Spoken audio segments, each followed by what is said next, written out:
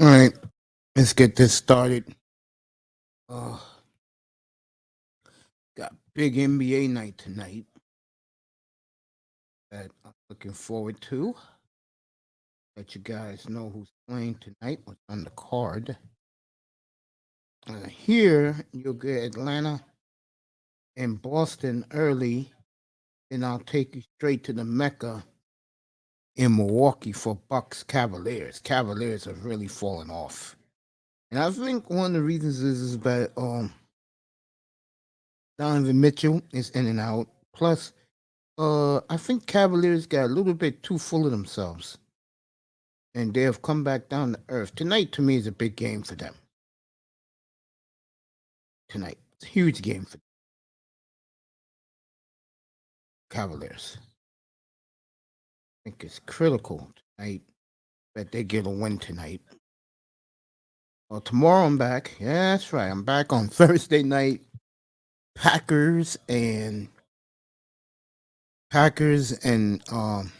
Titans tomorrow night. Let's see if Green Bay can carry the momentum they had from Sunday, beating the Cowboys like they did. And like I said, no excuses for Dallas, because Dallas had a 28-14 lead in the fourth quarter. And again, Micah Parsons nowhere to be found. Just like Myles Garrett was nowhere to be found on Sunday down in Miami. All right, some early NBA scores. Indiana's up 10-6 on Charlotte. Minnesota's up 15-6 on Orlando. And Washington's up 13-6 against OKC.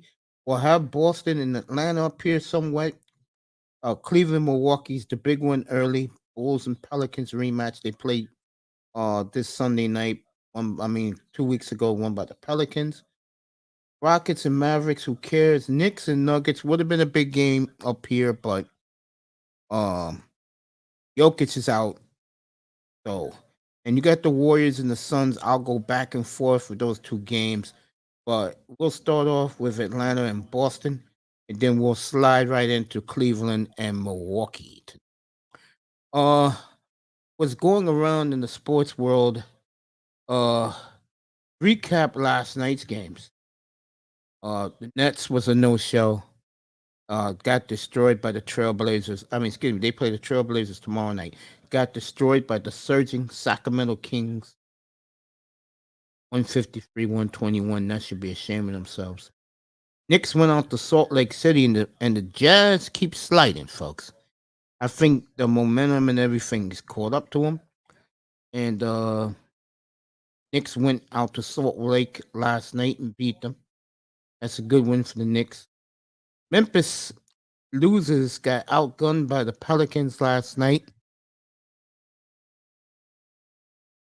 Ja did a switch in the hand in midair slam dunk last night with spectacular. Ja is just, I'm gonna have to start rocking his jersey up here too. I gotta start rocking Ja Morant's jersey. Who else last night? Mavericks had a 24-point lead, blew it, and held on to beat the Clippers 103-101. One thing about the Clippers, they're gamers. They don't lay down and make excuses. I've never been a fan of Ty Lue, but you gotta give that bastard a lot of credit. He's doing something there. Hell of a job by him.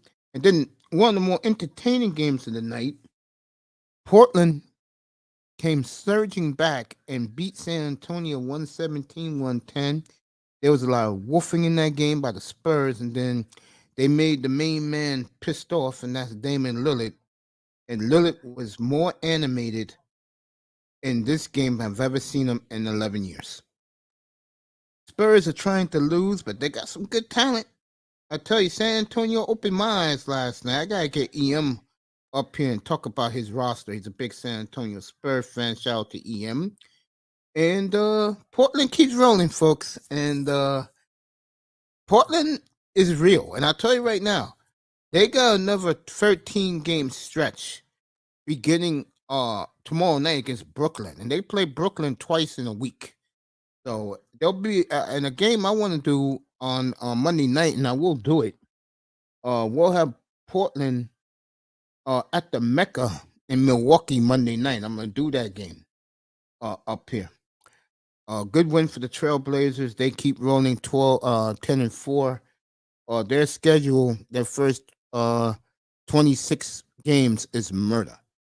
And if they get through this stretch, see, Portland's one of these teams that they have a tough early schedule, and they got a brutal March and April, where they play all the contenders in the West a couple of times. So what they do in the middle, and they're playing a lot of road games. They got more road trips coming up beginning on Monday in Milwaukee, and they got another 6-gamer at the end of the year, and they got another 6-gamer around Martin Luther King's day. So they're gonna be on the road a lot, but they're playing well. I'm gonna get the young man's name right. So, Sandy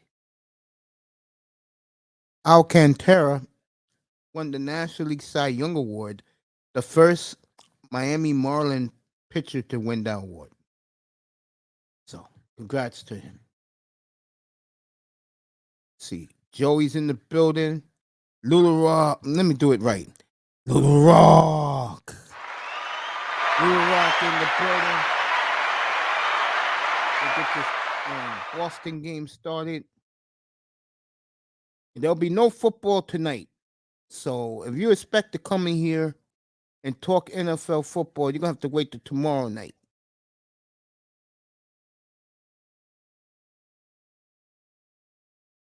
You have to wait till tomorrow for that.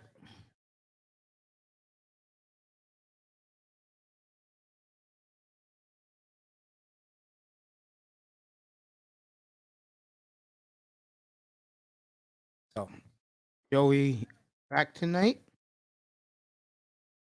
Nothing but NBA tonight. There'll be no uh there'll be no football tonight, folks. Unless a big story comes across the wire.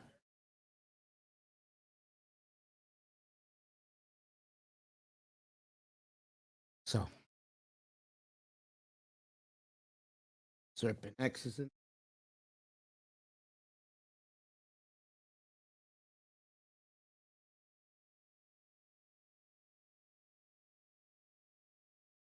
Yeah. Oh. What's up, Joey?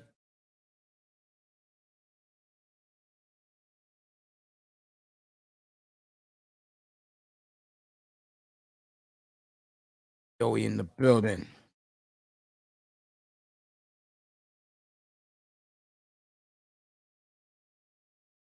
So I'm going to Boston, Atlanta in a couple of minutes. You know, everybody knows who follows me. I'm in love with this Hawk team. So, me watching the Hawks, I've been in love with them. I followed their playoff run 2 years ago. So, that trade, which everybody said would not work, that trade is working, folks. What a player DeJounte Murray is. I never knew who he was until he got traded to Atlanta. And I want to thank the Trailblazers again and their great team store, which is Rip City. Send me authentic Blazer jersey. I got it last night. Good for them. They always look out for me.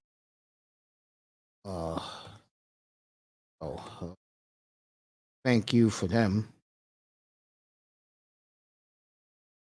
Trying to get some news for you.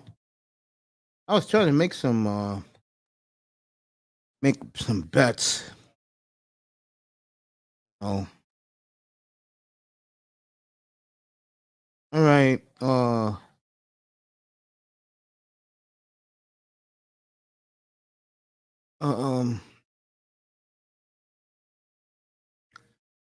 Kyrie Irving will be back Sunday against Memphis. I gotta see what time is that game.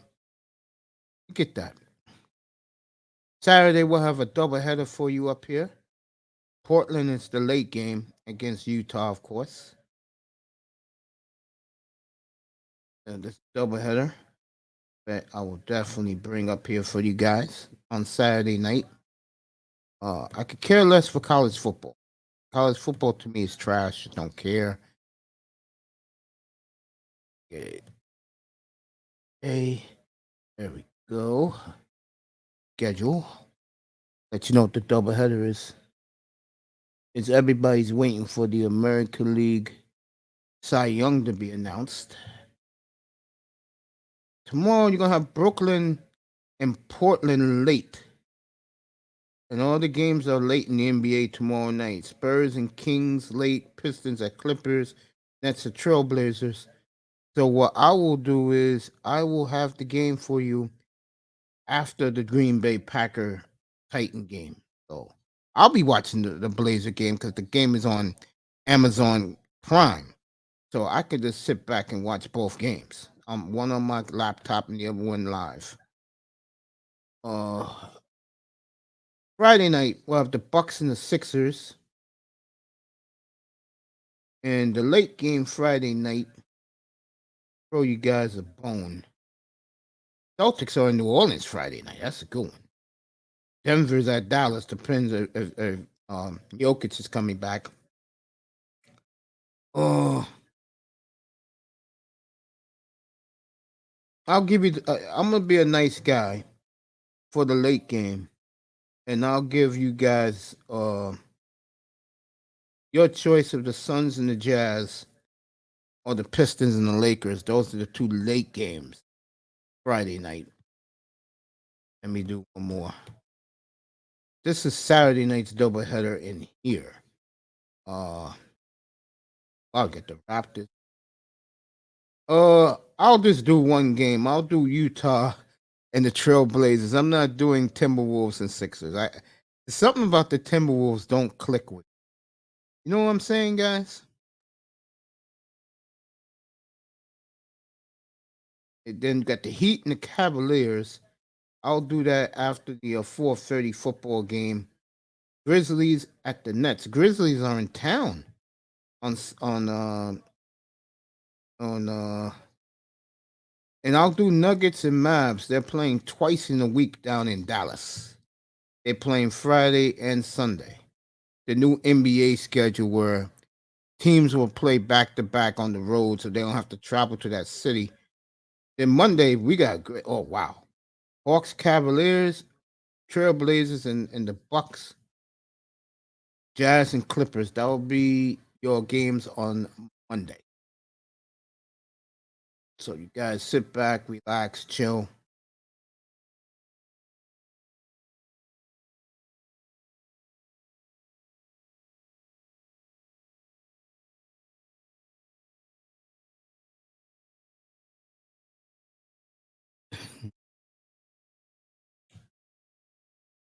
Let me get some news going around in sports.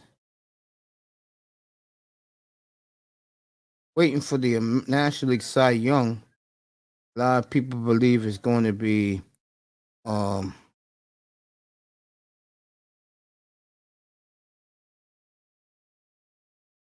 everybody's waiting for the Hawk game. I am too. That's in a couple more minutes.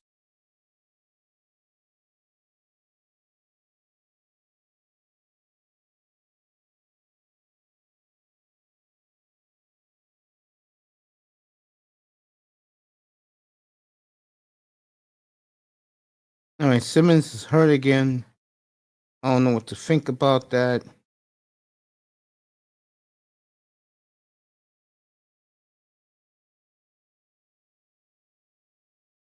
Donovan Mitchell walking into the Mecca.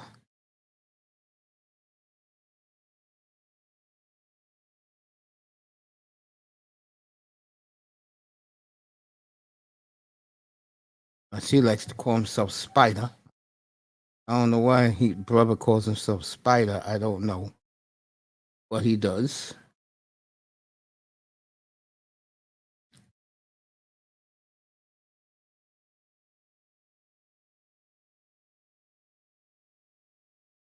All right, they get ready to start down in Atlanta.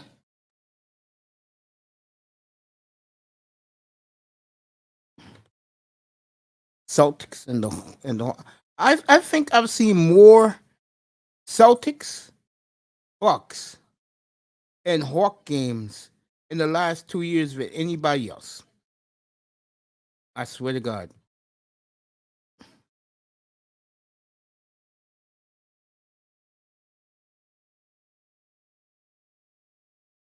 You know what I'm saying? This is the first time I'm seeing my squad every night, and I'm loving every minute of it. And I showed off the new Blazer jersey they wore last night. I have it hanging up. I tell you, I love NBA Authentics. I think to me, the NBA and the NHL, matter of fact, all the jerseys are good in all sports, but something about baseball jerseys, which is classic now, those shits cost $500, no lie. You know what I'm saying? Days of the good baseball jersey is long gone. Sock Passe in the building. What's up, family?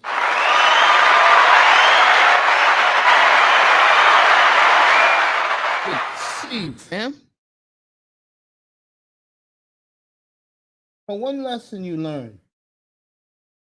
Real talk. You know, guys, from other chat rooms,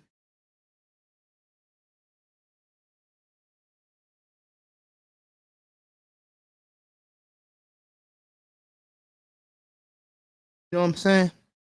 Always show them love. Because they show you love. And they don't have to. Zach Parze in the building. Thank you for coming, family. Good to see you. There you go. Me acknowledging family. I treat everybody in here family. We're getting ready to go to Atlanta. Let me get over there right now.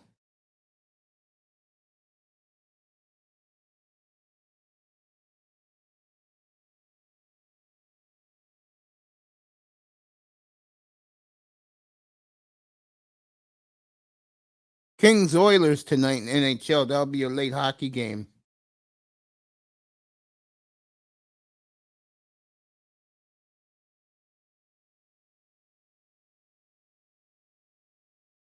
All right, to get ready to start in Atlanta. Well, Atlanta, I love this team. Don't ask me why, folks. I don't know if it's Trae Young's brashness.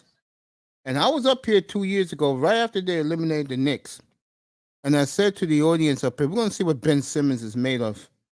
And Trae Young destroyed that young man, and Ben Simmons has never been the same. Oh, Lisa Salted, look at my baby, boy.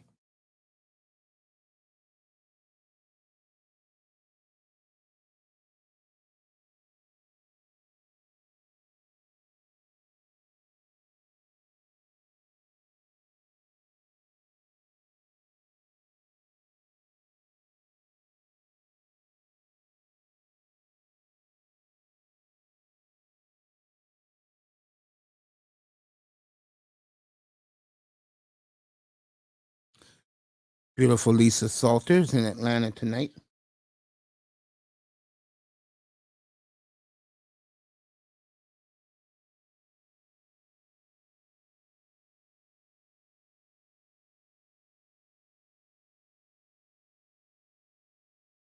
Boy, Lisa Salters looks good with a pair of Air Maxes on. Oh, sweetheart looks decked out. Wow. That is a piece I can work with all night. Oh, God.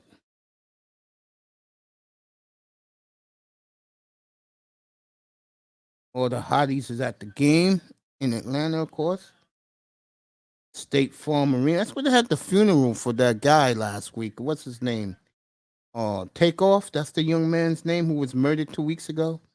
Senselessly at a bowling alley of all places, Houston, Texas. God bless his soul. Boy, Atlanta looks beautiful at night, I tell you.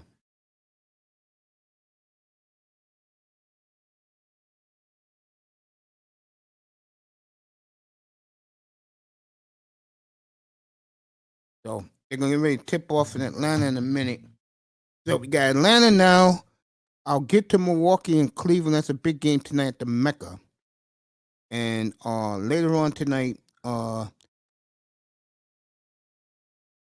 Golden State and Phoenix. So just sit back, relax. Let's get this doubleheader started tonight, and let's see some good basketball. Football tomorrow night, Green Bay and the Titans. Then late Portland and Brooklyn. So we'll have football and NBA tomorrow, just like Friday. We'll talk, get ready for the games on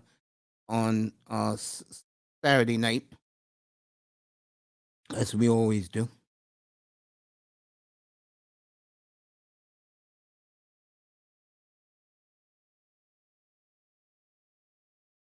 I'm ready to do the play-by-play again.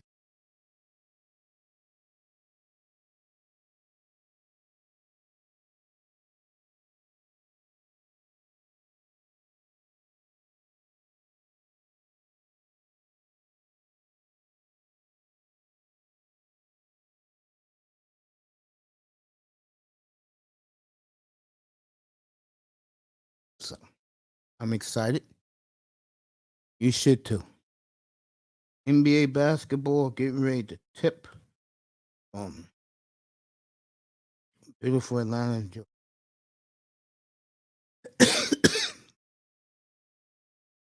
Tomorrow night we'll be right back in Portland. I'm only doing the winners. And I'm not being biased. This is only about the winners. And I do, at first I didn't like the new jerseys the Blazers wore last night, but after opening it up in the mailbox, and because they put jerseys in the mail now, I think that's a good thing. They can fit in the mail. So it was in my mailbox yesterday morning. Put it on again. Shout out to Rip City Clothing out in Portland, Oregon. 97205 One Center Court. The address of the beautiful Motor Center out in God's country, Portland, Oregon. Thank you so much for everything you do for me, man. I appreciate Rip City Clothing so much. They take care of their boy Mace Taggart up here. And I'll be getting the cap to match too. I'll be getting that next week. It's a beautiful jersey. At first, I looked at it and I said, Blazers never wore anything but red and black. But, after getting it in the mail, I'm like, oh, okay. And I felt everything, and it is awesome. Good for them. So the NBA jerseys are made differently now. It's not like it used to be. I guess they use a lot of recycling, believe it or not, like recycled cans and stuff like that to make the jerseys now. But it's worth it. If you have a favorite team, they even make the swingmans good now.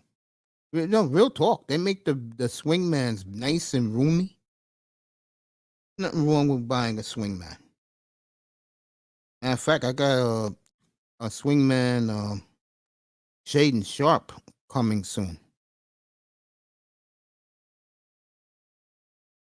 Blazers take good care of me, and I appreciate them. If you're a Blazer fan listening, Rip City Clothing, go get your gear.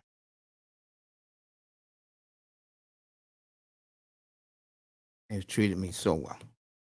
What's up, man? Come on up. Getting ready for Atlanta. And I'll be a special guest on the Underrated Darkness channel late Monday night after the Bucks and the Blazers play. And Atlanta's playing somebody. They're playing the Cavaliers. I'm like, I tell you, these good teams in the NBA are playing each other, which I think is great for the NBA. I do. I think it's great for basketball that these great teams are playing each other early.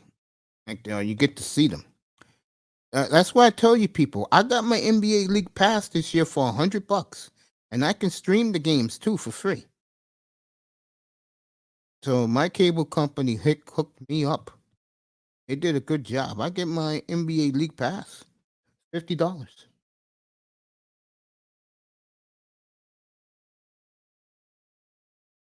I love it.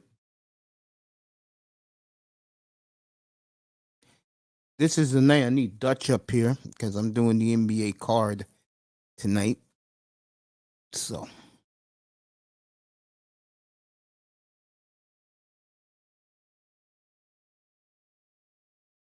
20 minutes, the Bucks and the Cavaliers from the Mecca. I cannot wait for that. Just 20 minutes. It's a shame Cleveland cooled down a little bit. Takes a little bit out of the game. But, you know, it is what it is.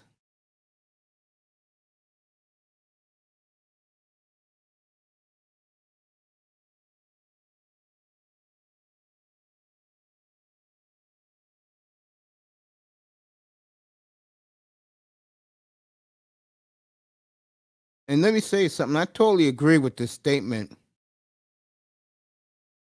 How Chauncey Billups is finally getting through, and it's better for him that he has one leader, his Dame, and the rest of the kids roll in.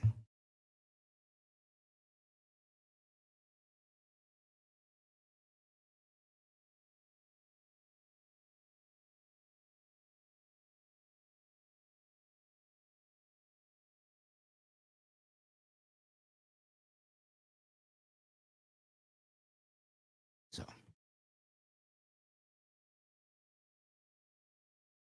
whew. I mean, that's the one thing I don't like about ESPN doing the games, folks. They take forever to start the goddamn game. Before 7:30 ESPN tip off. Now you gotta wait another 20 minutes, which doesn't make fucking sense. Let me give a shout out to Fanatics. They do a good job with me, taking care of me too, but I stay loyal. And loyal to me is Rip City Clothing. So, all right, Grinder is here. I'm doing the Atlanta game 46. Green Bay tomorrow night, and let's see if they keep the momentum going. Mhm. What's up, family? What's going on, bro?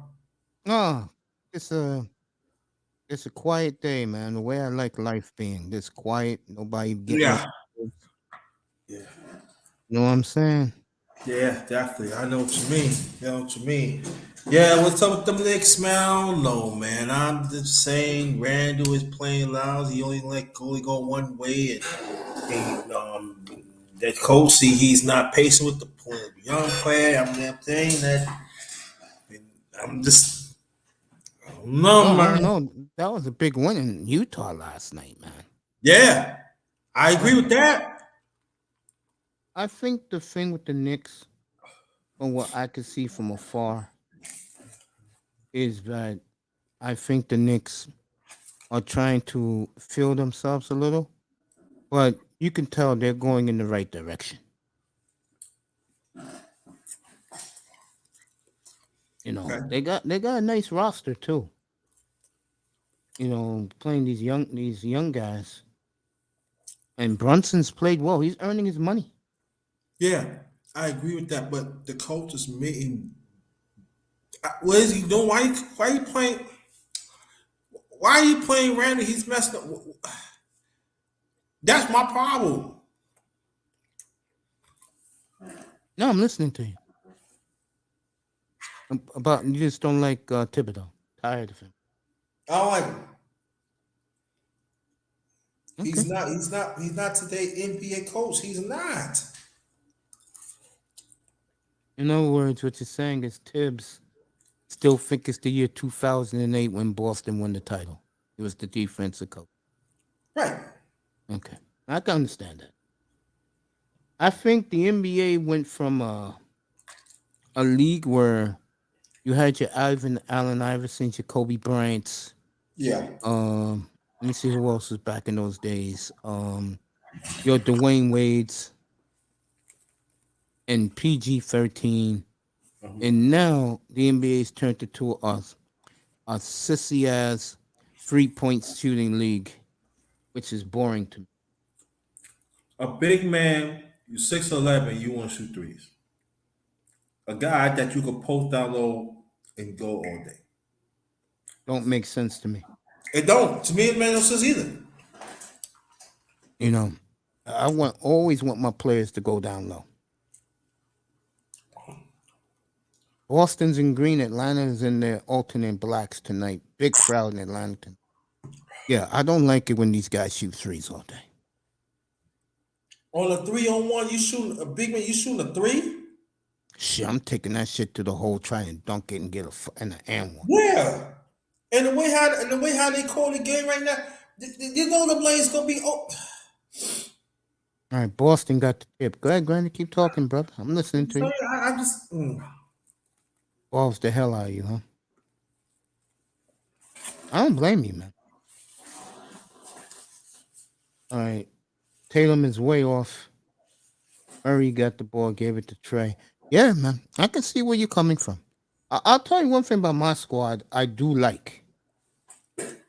That everybody's driving to the hoop. Yeah. And getting fouls called for them. And I like that. I don't like it when you sit behind the 3-point shot all night. That shit's boring. Picture if Rich Richmond would have played today. Oh, forget it. Or you got Chris Mellon. Oh, yeah. What? It would be insane, man. It would be insane, bro. Yeah, you're right. All right, DeJounte Murray. 2-0 Atlanta. Yeah, yeah, you're right, man. These guys, and then these youngins got the nerve to tell me that the old players can't play in today's game. Are you fucking out of your mind, bro? The old guys will shit. They'll average 50. Imagine Jordan, Dominique in these days, man. Oh my God. Yeah. And picture the late great Wes Unseld would have played today. Oh my God. These guys, in my opinion, I mean, we are in the year 2022. But with me, these guys wouldn't cut it in the league today. Al Horford with the tip and Tutu. These guys will have issues in yesterday's NBA. I know you remember Fast Lever, right? Yeah, of course. Oh my God. Somebody told me Fast Lever wasn't no good. I said in his career he would average just about a triple-double. What is you talking about? Sure would have. 4-2 Boston. Yeah, you're right. Fat Lever in today's NBA? Shit. You'd probably be MVP every year. Every year. He go either side. He go either side. He pretty good defense. And at first he came to NBA, his jumper was there, but he got better throughout his career. And then after he got a jump shot, that was over. It just that the team that he had around him was not all that good. I agree with you. That's all it was. I agree.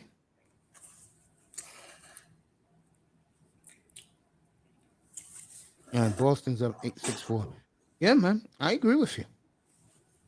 I mean, the one thing about me now, I got the league pass. I get to see like whoever I want to see, but I keep my eyes on the good teams and the teams who are playing well right now.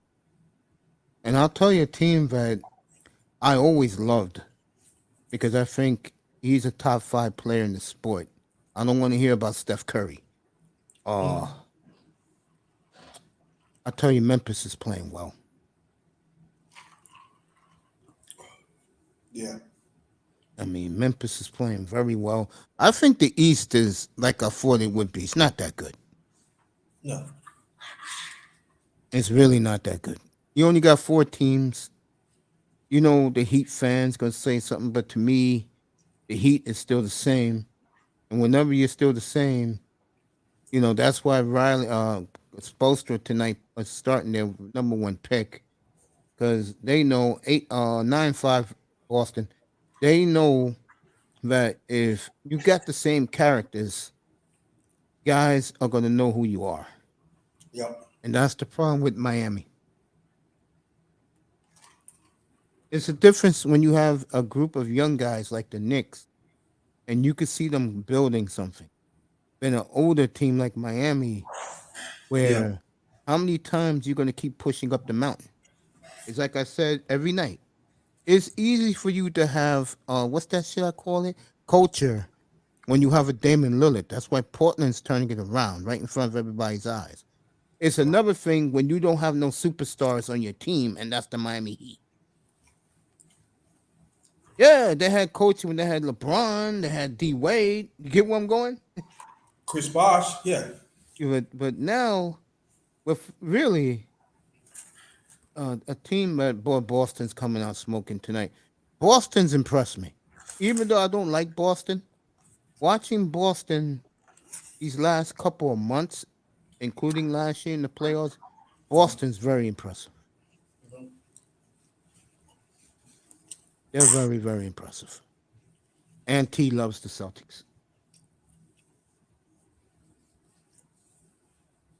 Yeah, Oh, that's what I wanted to look at. Yeah, and he shout out to him. He loves Boston. He's not a Boston fan, but he likes the way they play. Boston got a good team. They I do. give it that. They do. I think the one thing Boston don't have, and I think it will hurt them one way or another. They don't have a big. Yeah. Williams gets hurt too much.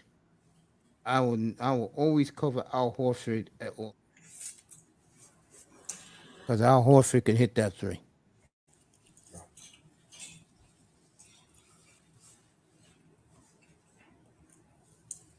But Boston got everything else though.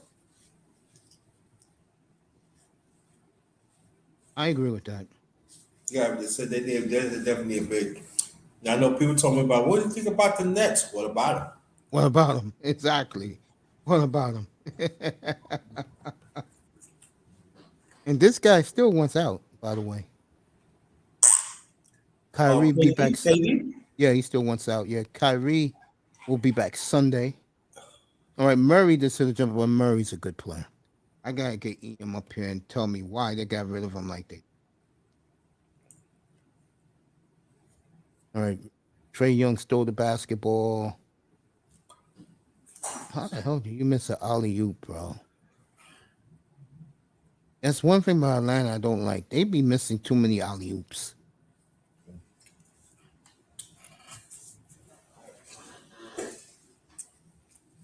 You know what I'm saying, man? Yeah. What you think about? I know it's been a while back that Dominique finally got a statue. Finally got a statue. I believe he should have been got a statue. Atlanta is a little different from us, man. You know what I'm saying? Mm-hmm. Like, if he would have won a ring in Atlanta, oh, there'd be It would have statues. been different, right? Yeah, but because that team underachieved, Yeah. you know what I'm saying? Yeah, but Dominic never really had a real supporting cast. Oh, yes, he did. Those teams were loaded, man. They just could never get over the hump. No. What I'm saying, no, let me explain myself. Okay. But I'm saying a supporting cast. I'm talking about they. I get ready to say, but they can never get over that hump. Like the Eastern Conference Finals, They never even got to the Eastern Conference Finals. They never even got there. They always lost to the Celtics. Yeah. And these was like close games too. This is not like the Celtics was blowing them out. Yeah, Dominique put up 50 that game, that great Yeah. Game 7 in Still 1988. Still lost. But Yeah. you know, Larry Bird said that Dominique is one of the hardest person you have to hold. Yeah, because Dominique, real talk, he's the type of guy that, you know what I'm saying? He's the type of guy that, when he comes to play, he comes to play. Yes.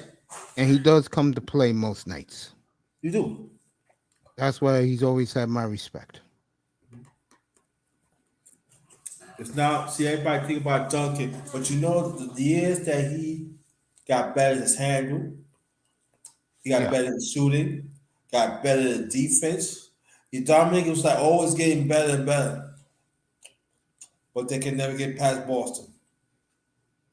That's a fact. I agree with that.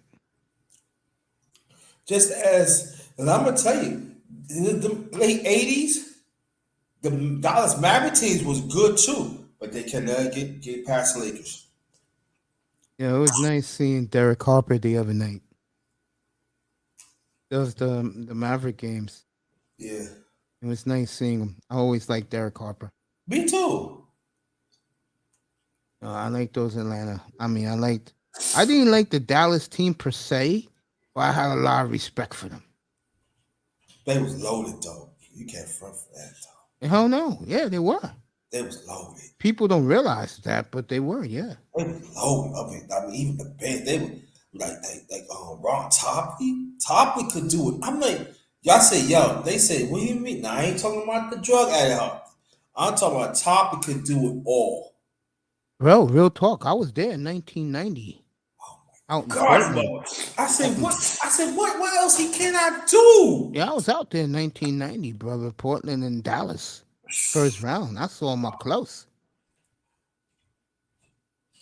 I remember they played against the Knicks, and I'm talking they played against Pat. And he killed Pat. I like three. I'm talking about put it on the rock, laid it, pass it, block shot, steals. I'm like, they said y'all surprised. I said I ain't surprised, but I always say this, and I'm gonna stick to that. If he never got on drugs, what could have been his career? I agree with that. What could have been? I agree. And I mean, y'all, if y'all miss a treat, oh, I actually shake my head like, how? Everything you're saying, I agree. You're not going to get an argument out of me. You talking about gifted of both sides of the ball? I like, damn. I agree. I shake my head like that. What? Like I said, they can never get past the Lakers. No, they couldn't get past Celtics. Oh, Dallas. Yeah, they couldn't get past the Lakers nor the Trailblazers. All the Trailblazers, right? We beat them twice in the playoffs. Uh-huh. You know, 13-9 Boston, everybody. Big shot by Jaylen Brown. Yeah. And that's what Mark Aguirre, when he went to he went to Detroit. He was saying that he just wished that he could have won one in Dallas. Because his heart was still at Dallas, but he wanted to get a ring. Yeah. Boston with the best record in the NBA. I didn't even realize that. Oh, wow. Good for them. Portland's the 1 seed in the West, which I still can't believe, folks. But hey, you can't. That's why they're getting the love. You can't knock them. Just look at their schedule, and then beginning tomorrow night, their next 13 games is murder, just like the first 14 games.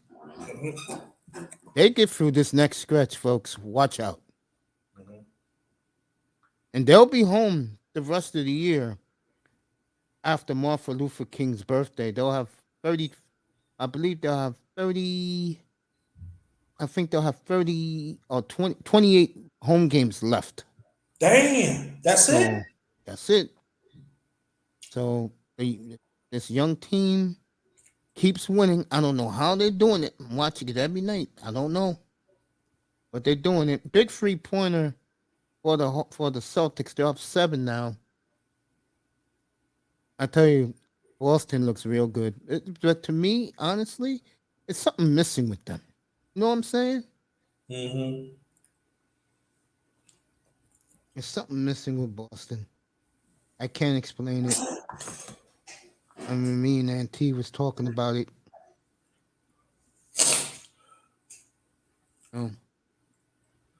What you got think about number one grinder up here with me?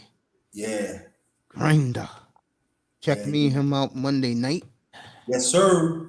I'll be up there right after the Bucks and the Blazers. That should be about 10:35 Eastern time. 10:35, y'all. That's Eastern the Standard time he Time. wants me up there. I'll be there. Yeah.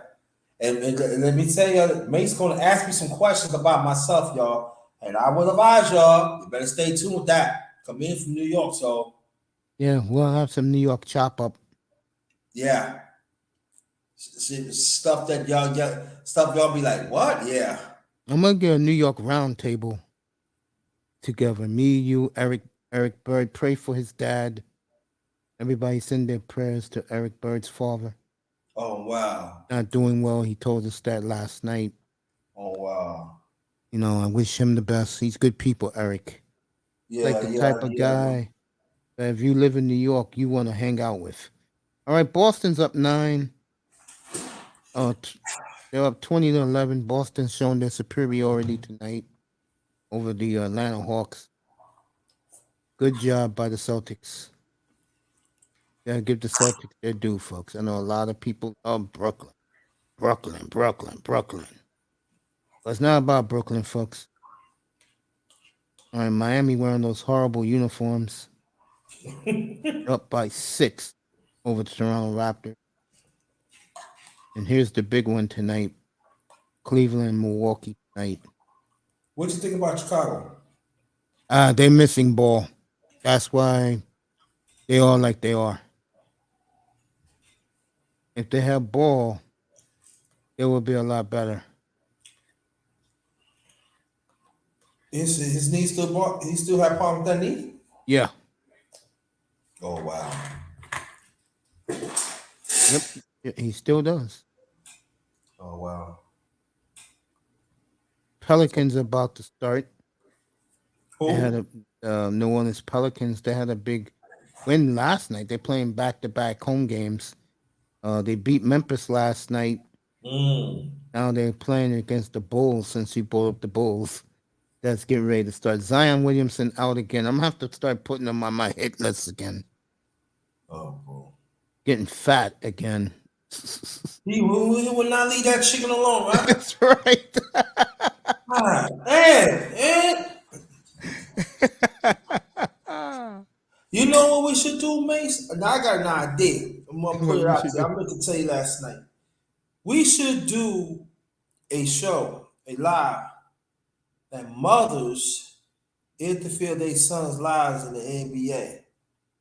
That would be a good show.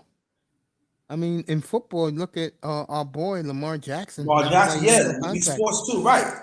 Yeah. Well, John Bootchamp, if you don't know who that young man is, he was the 20. I'm gonna say he was the 27th pick in the draft, and right now he's in the starting lineup. The young man for the Bucks is averaging 15.6 points a game. Mm. So, shout out to him playing good basketball. And Tack and Big Money Sean did the draft, and Big Money Sean of the 60 picks, I think he got 41 right. So as the little kids are singing the anthem in Milwaukee, they're singing it in Memphis right now. Basketball going. There we go. Toronto and the Heat. Hey, let me ask you this. You know what show I want to do? I want to do a show with this us New York dudes just chilling up here, bro. I'm down with that shit. You know, me, you, Eric. I gotta find a Relentless. DS1 from New York. Yeah, DS. Of course, DS1, but I don't know if he's into sports like we are. But Yeah, I love to have him up here. I know he he's a big fucks with Yankee fan. you. Yeah, Mace, he fucks with you. Yeah, no, he's good people. You know, I love that guy, man. Exactly. Yeah, You yeah, talk yeah. about a brother that's spitting. It's like since the day Kevin Samuels left this planet, this man has been on a fucking another zone, Yeah. bro. Yeah. And he's telling the truth. Yeah, he's telling the truth. Yeah. And he's right. And A lot of he one of the young brothers that's telling the truth that uh, this space do not want to support. no. It's sad, but it's true. It is. It's like if you're real, they don't want to hear from you. I forgot. Oh, it's O'Shea who said it earlier today. tonight when I was watching this video before I came up here. When uh, uh him and DS1 said today too. When a black man uh tells the truth, nobody wants to hear him. But if it's Yeah, a white guy, everybody wants to hear him. That shit to me right. don't make That's no the fucking right. sense. Yeah, you're right, brother. And I think. I had an underrated men's breakfast fellowship last day, but I think that I think the next time we do a men's talk, I want you to join it. We got to talk about issues like this. I'm telling you, us as black men, we getting blackballed there. We getting blackballed outside of space, but inside of space, we getting blackballed because when you talk about sports and others, there ain't no way in hell it should be at least about 24, 25 brothers in See, it. I At go least, at least. I go deep in it, and those guys they're not deep. Like we had this guy up here last night, Wacky World, Yeah. and he's trying to tell me that Aaron Judge is the best power hitter and the best player in the sport. And I'm trying to tell him that it just doesn't go by power in this sport. It goes by other things. Now, I give Aaron Judge credit. I'm not a hater. The guy can he's close to a 5-2 player. But if I had everybody healthy in the sport of baseball, I'm taking Mookie Betts over him. I'm taking Juan Soto over him. I'm taking Manny Machado over him. I'm definitely taking Mike Trout, Bryce Harper over him. But see, this is the thing about Brother Beast, right? Mhm. This is the problem of people in sports. You gonna get what I'm saying. These the fans here. Sad thing about it these days, they look at the one phase of an athlete that are offense. But what about defense? What about how the manufacture runs? What about I'm talking about baseball. I'm talking about baseball. Like people could talk about Bryce Harper. Bryce Harper could feel like we don't have to bring up Mike Trout.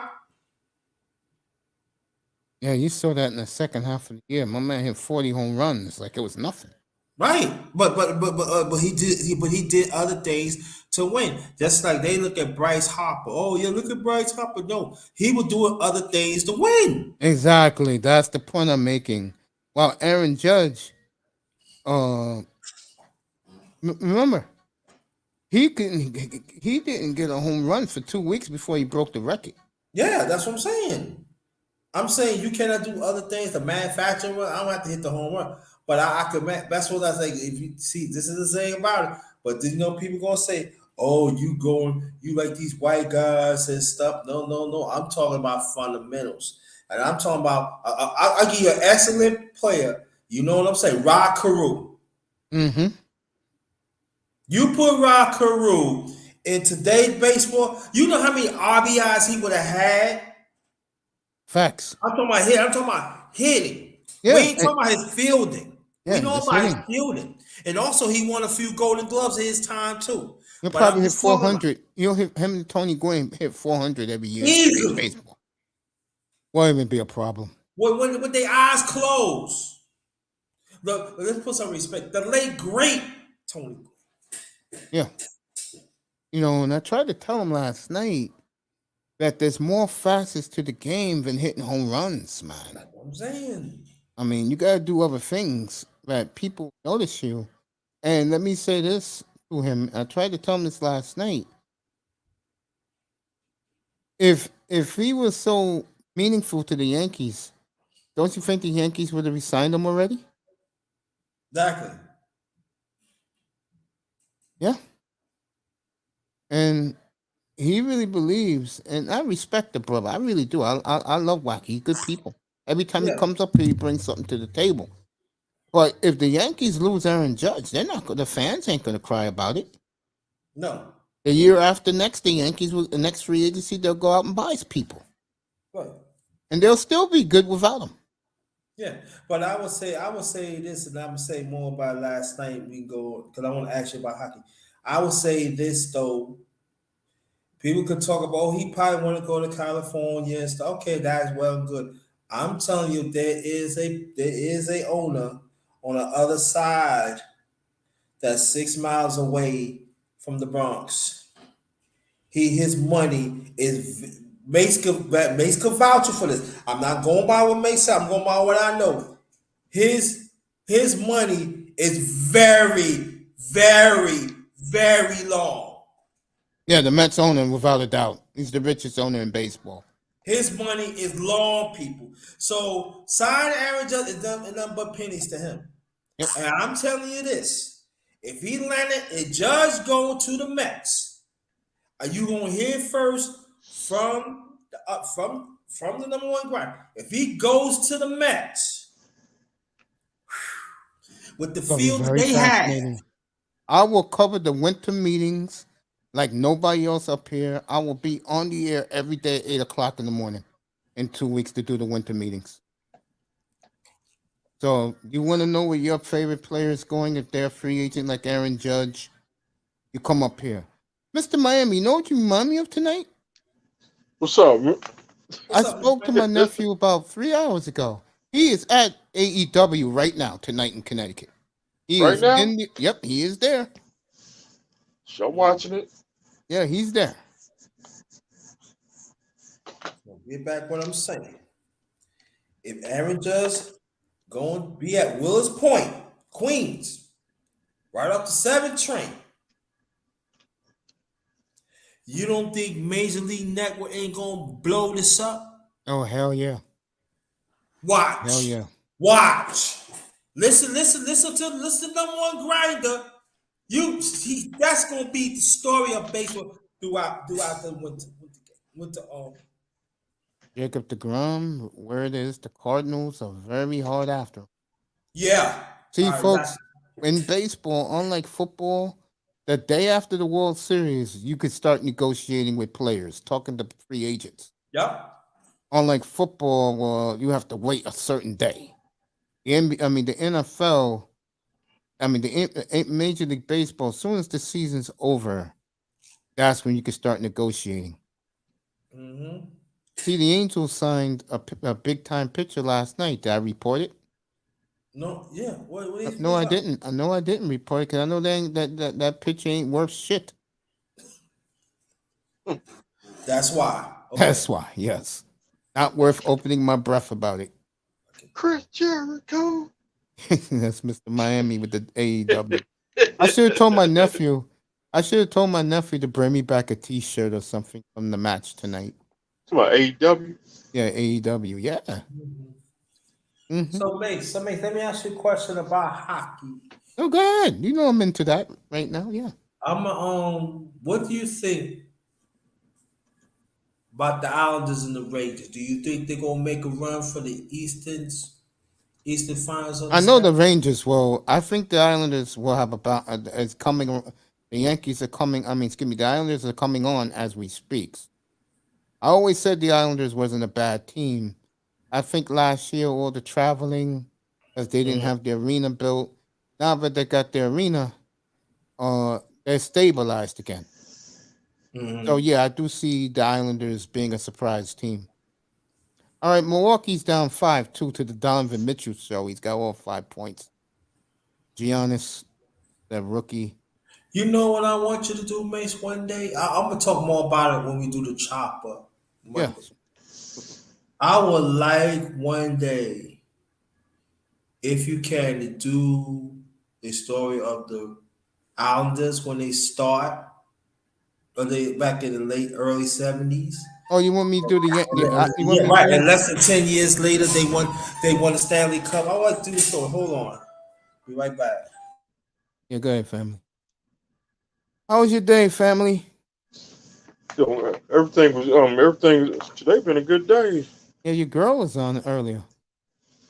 What time? 6 o'clock. Oh shoot. That's my sister. You trying to get me set up like OJ Oh, I'm Simpson? not doing that. He understands. Shout out to the beautiful China.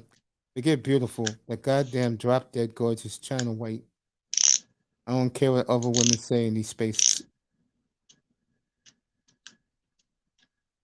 See family. Okay. Anyway, 7-2 Cleveland. Or something like that. There you go. We're 7-2 gonna leave. Cleveland. We're gonna leave that alone. See, We're gonna definitely leave that one. Got too much respect for that woman.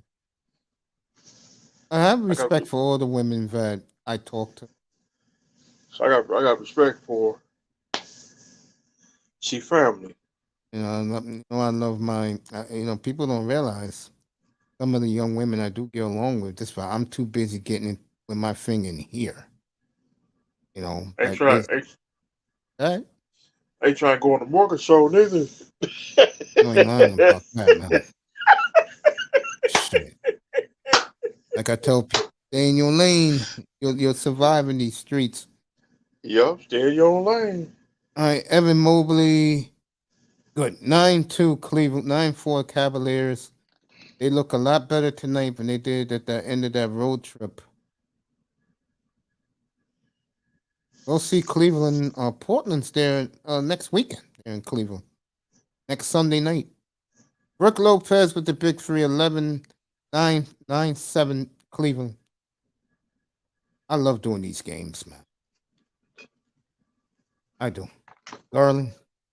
Isn't it great to have the Dolphins off this week? No stress. Yeah. All right, Mobley with the dunk. Still gonna ride with them. You should. You get a 5-year window. Still gonna ride my boys. The day they put me in the ground. That's what I love about you. I mean that. I'm Die loyal. with your team, man. I never realized that because I live here in New York. So living here is a lot different when you're not like you're the outside. What they call it? You're the outcast. You don't like none of the teams here. So you really, you really don't get so you don't get excited when the teams win here. You really don't care. Like in my case, you really don't care. You know what I'm saying? Oh, real talk. Your boy Sean's the same way. Yeah. Except for the Dolphins, Big Money Sean don't care about the other teams in South Florida if they win or lose. He just loves the Dolphins. But it is strange to not like a team in your own city. See, I'm hometown. It is a strange feeling. Like of all the teams I like, the big team are the 2 Miami teams. And when they win, I shine, if you know what I mean. I was talking about that earlier with somebody. And I was talking about how the Dolphins are great for football. They are. You don't think next time CBS gets them in a real game, it's against Buffalo. That's a month from now. Or NBC.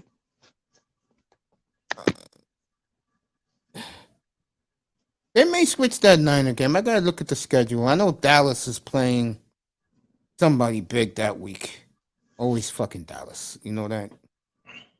Or NFL Network. They might put that game on a Saturday. All right, Garland on a 3-on-1 slam dunk. Cleveland up 16-9 now. Timeout, Milwaukee.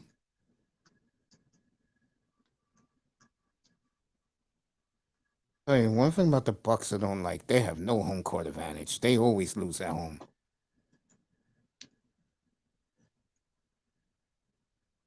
They always lose at home. Let's go catch some AEW action that Miami loves so much. Professional wrestling. I don't know who the hell is in this ring right now. I know. I'm just glad my nephew got good seats. That's Daniel Bryan. Oh, that's Danny Bryan? Yeah. I know him from Ring of Honor. WWE. I know him from Ring of Honor. I remember him from Memphis Championship Wrestling. I still got on VCR tape to this day. Do you even get Memphis Wrestling on your local cable affiliate? That's when I had satellite. Oh, you had Direct TV like I used to have? I'm talking about the regular satellite. I'm talking about the satellite dish. It's like when you turn the channel, the satellite dish moves. Yeah. Yeah. Oh, you have one of those. How cool was it to have one of those? It was cool. There you go.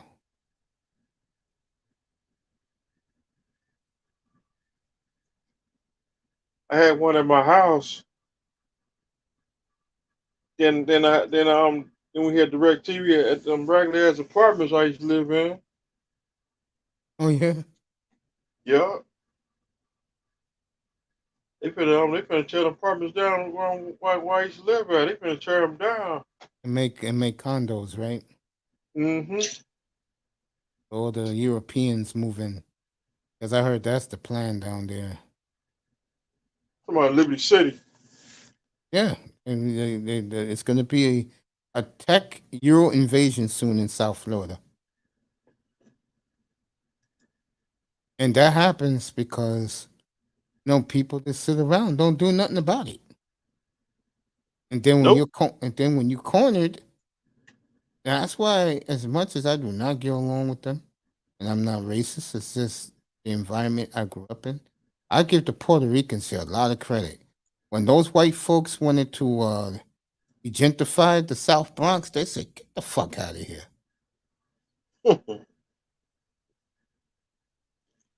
They're gonna put that Fox. I mean the Dolphins and the 49ers on Fox. Yeah, it was scheduled to be a Fox game. Because the doubleheader game that day is the late game, which most of the country will see, is the rematch between the Chiefs and the Bengals. How the 49ers get 4-4? No, they're 5-4 now. They beat the Google Chargers Sunday night. Google got them at 4-4. No, they're 5-4. They won 2 in a row. They beat the Rams in week 8. Then they had their bye in week 9, and then this past week they beat the Chargers on Sunday night. I don't know, maybe I'll go to Mom's. I don't know. But the Dolphins are off, so I can do whatever I want up here. Jets Patriots will be the game up here on Sunday. Let's see if the Jets can finally beat New England. Check.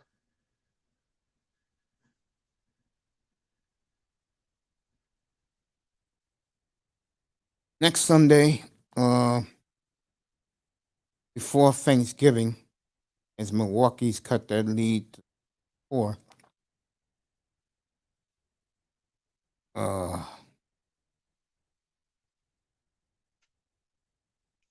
Let me take a look what I'm going to do the following Sunday. I can't do Miami and Houston. I'm sorry.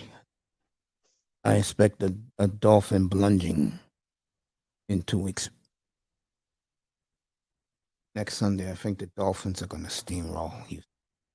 Dolphins look very, very unstoppable, folks.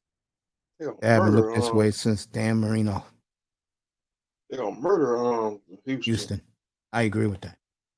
Then you'll see the thumbnail, and I'll have it for that month.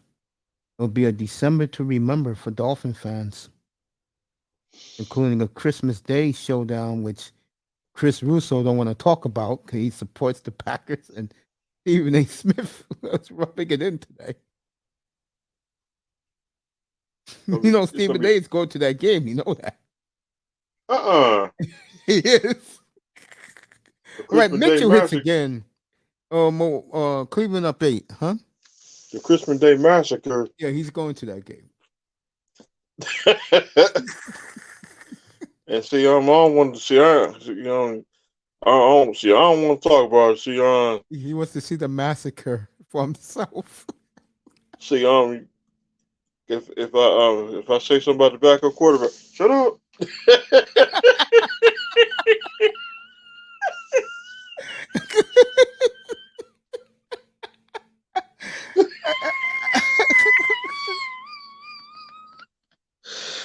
All right, Cleveland is my backing up. If it gets down to that, I'm gonna have to sit there and take the beating for that baby. Like last night, he said I did like this. I said, hey coach, you need to want some sun in New York. Shut up.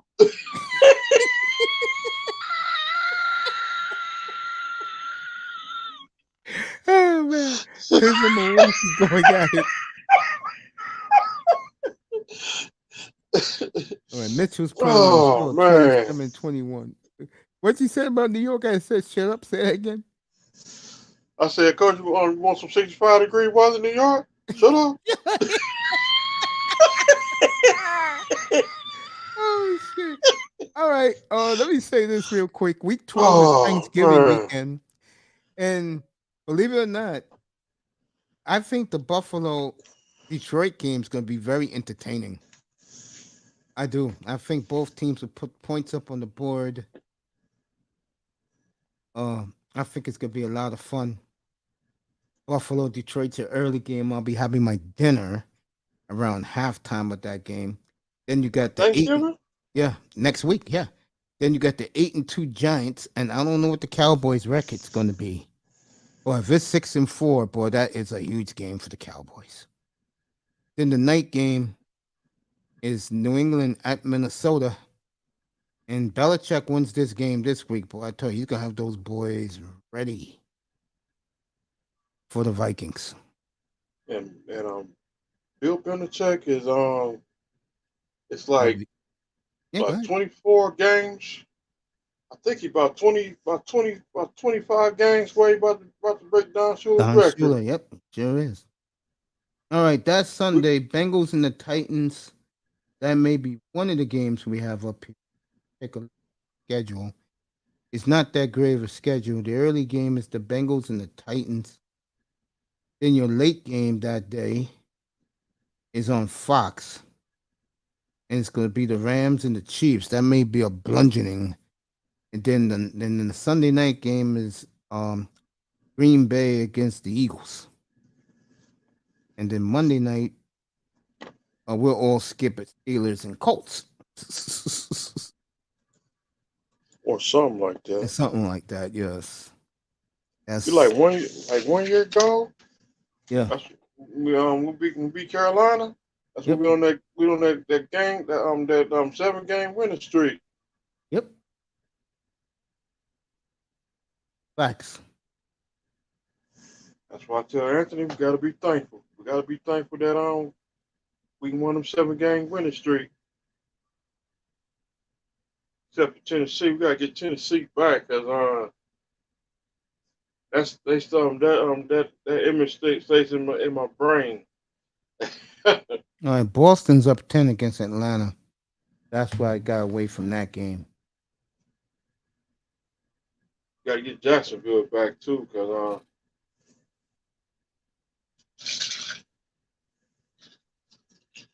So I don't even know what the hell the doubleheader is. You got the Jets on Fox. Oh, that's the Fox doubleheader. So what game do I get in New York at 4 or 5?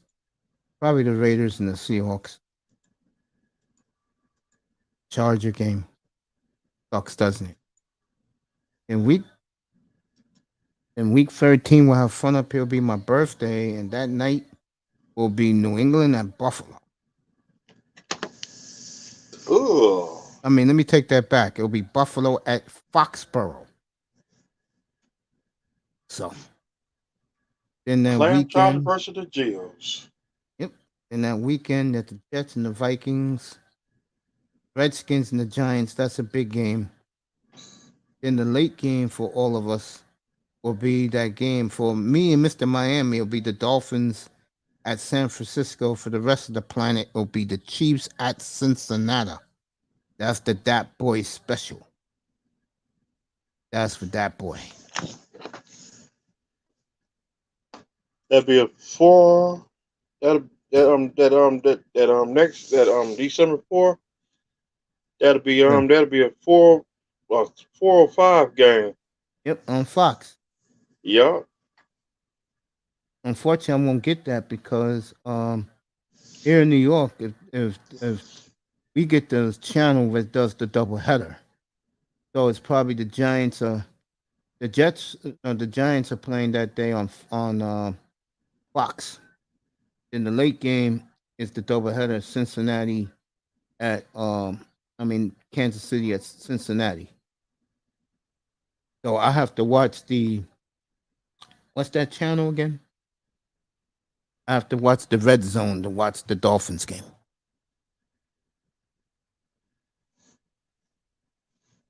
Next time I'll see the Dolphins regularly will be Christmas Day. And it could be the end of Aaron Rodgers in Green Bay. And wouldn't that be something? They chase his ass out of Miami, which a lot of Dolphin fans would expect. I'll be up here Christmas morning, 9:30 Eastern. Cooking it. I'll take you all the way to kickoff, then I'll come back for the post game show because I am not watching the Rams in Seattle. I keep thinking he's on Seattle. I am not watching Broncos and the Rams. I'll watch NBA. I never thought I would say that. I think the Lakers are playing at that time, and then you got Milwaukee at Boston, 5:00. I'll cover that game for you. I am not watching Rams, and I'm not watching the night game either. I ain't watching fucking Tampa Bay or Arizona. Hell no. For what? Fucking be crying like onions is in my eyes? Boredom? What we gonna take on the Jets? Last game of the year, January 8th. Which would have been my brother. Which would have been my brother's 63rd birthday if he was alive. Hey. All right, Milwaukee down 1 now. Great comeback by the Bucks. This is Midwest basketball at its best. So. And Black Monday coming soon. So get ready. Oh yeah, you know me. I'll be up here 8:00 in the morning with all the firings. You know me. We'll have a good time up here. Tell you right now, that coach of the Chargers lose Sunday night, boy. You talking about a fucking seat on fire? You already got 2 coaches already out. He loses that one. Oh my God, bro! You talk about a man that will be disillusioned the rest of the year. Don't worry, Miami will be there in 3 weeks. And you know how much I hate the Chargers. I hate the Chargers. Can't stand the Chargers to this day. Well, let me ask you right now, as we speak, who's a better quarterback, Tua or Justin Herbert, right now? Tua? I have to agree with that.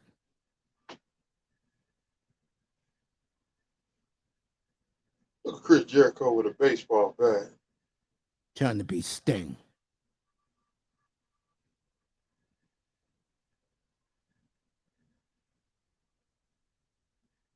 He beat Chris Jericho. You like Jericho, don't you? Yeah. I like Jericho too. Yo, get up here, bro. Sean says Tua's the better quarterback. There you go. Sean's Tua's listening. What's up, baby bro? Our bros listening. Good to have Sean in the building.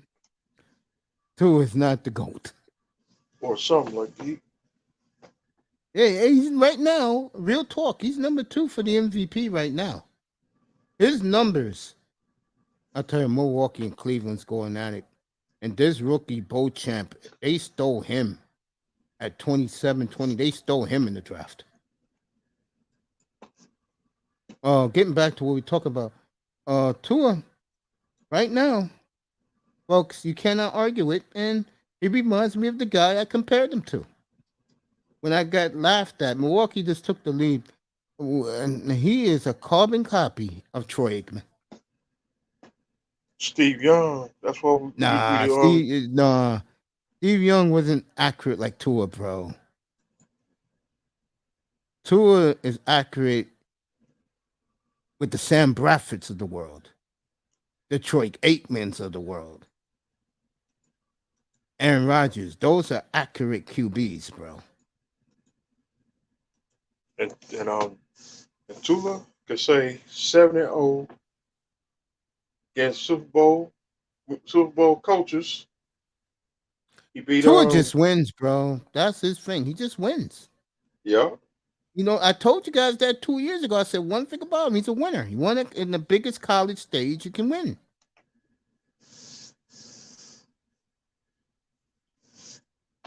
I mean, I gave the kid. Yo, Sean, get up here. I gave the kid. I told you guys his positives.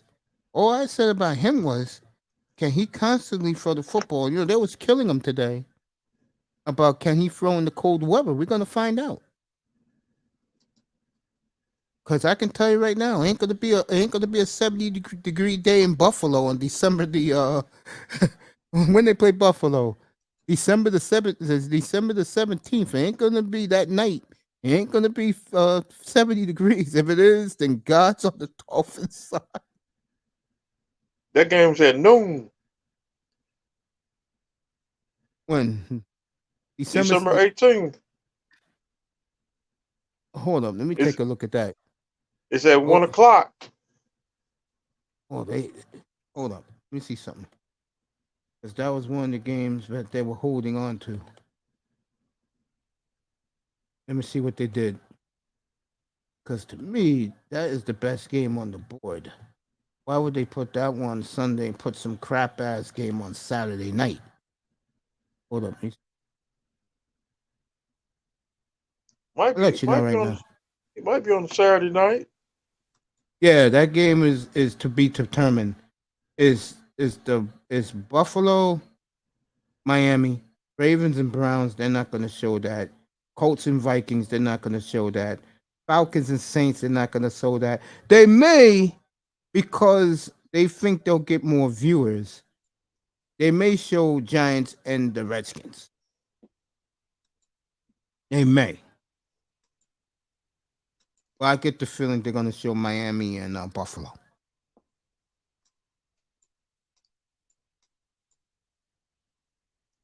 All right, Cleveland's up 3 at the end of 1. 37-34. Hopefully Big Money gets up here for a few minutes. Yo, get up here. Let's go. You're the right man to talk to. Get up here, EM. Let's go. What's up, brother EM? We're going to have a good night tonight. Get up here, sir, if you don't mind. And spend a couple of hours with us talking about our team. You're always welcome up here. Get up here, EM. Link is right there, bro. Hopefully EM Dolphin fan will join us. I'm going to talk to him about his young San Antonio Spurs team that really impressed me last night out in Portland. San Antonio got players, folks. We just don't know who they are. And that's not a swipe. That's a fact. I'll tell you right now, other than Dame, people couldn't tell you one play on the Trailblazers right now.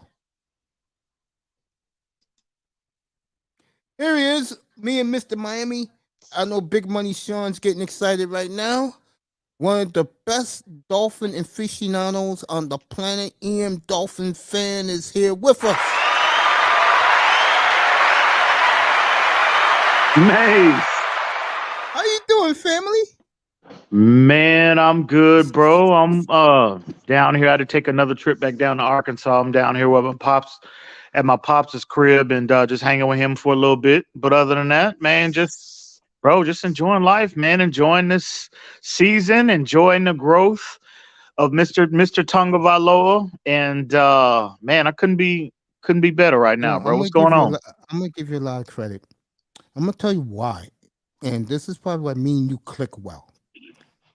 You was on this kid's wagon. You was with this kid before he came into the league. Mm-hmm. You took the bullet by telling these fans that, oh, this guy's not working. Now, everything you said about him is real. And I'm gonna go a step further. I've been praising him all week, believe it or not. And that coming from me says a lot. Yeah, that is saying a lot. Yeah. I'm fair, bro. 2 years ago, I told all you guys who remind me of, and I was just saying to Mr. Miami, other than Sam Bradford and Troy Aikman, this kid's accuracy is ridiculous. It really is. It's scary how accurate this boy is. I couldn't be happier for Tua the person. You know, Yeah, he's me been too. through a lot. He's been through a lot. The kid has been through a lot of stuff, a lot of things was out of his control. I gotta, to see.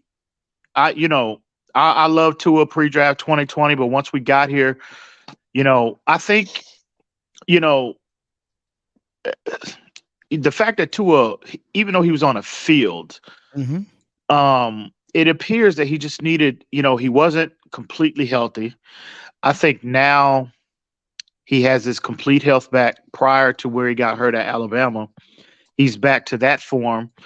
And he's just blossomed right before our eyes in that third year. Even though I was critical to a year one, year two of things that I wasn't of his inconsistencies on film. And you could say, a lot of people attribute the reasons why he was inconsistent was, O-line play, lack of weaponry, and all that is important. But I think when they look at Tua and they say, well, we believe that he's been the same player all along. Well, no, Tua in my opinion, he wasn't the same player. And I think the fact that you got a lot of people in our community that attribute his growth to, just better personnel around him, I think they're doing a major disservice to him, I because totally agree. this is a completely different player, and it's all on him. Growth, development, film study, his overall application on the field. That is Tua. Now, better coaching helps, better personnel helps, but when you put the film on, it really don't even matter. The reads that he's making, his accuracy, all of those things. Now, the growth we're seeing from a mental standpoint, it really don't. I'm not gonna say it doesn't matter, but if Tyreek Hill was not even on this roster, Tua will still be making plays, right? Because the Yeah, throws that he's I would making, agree with that. I would how agree. he's seeing the field, the timing in which he's seeing the field, it really don't matter who's on the receiving end. You know what I mean?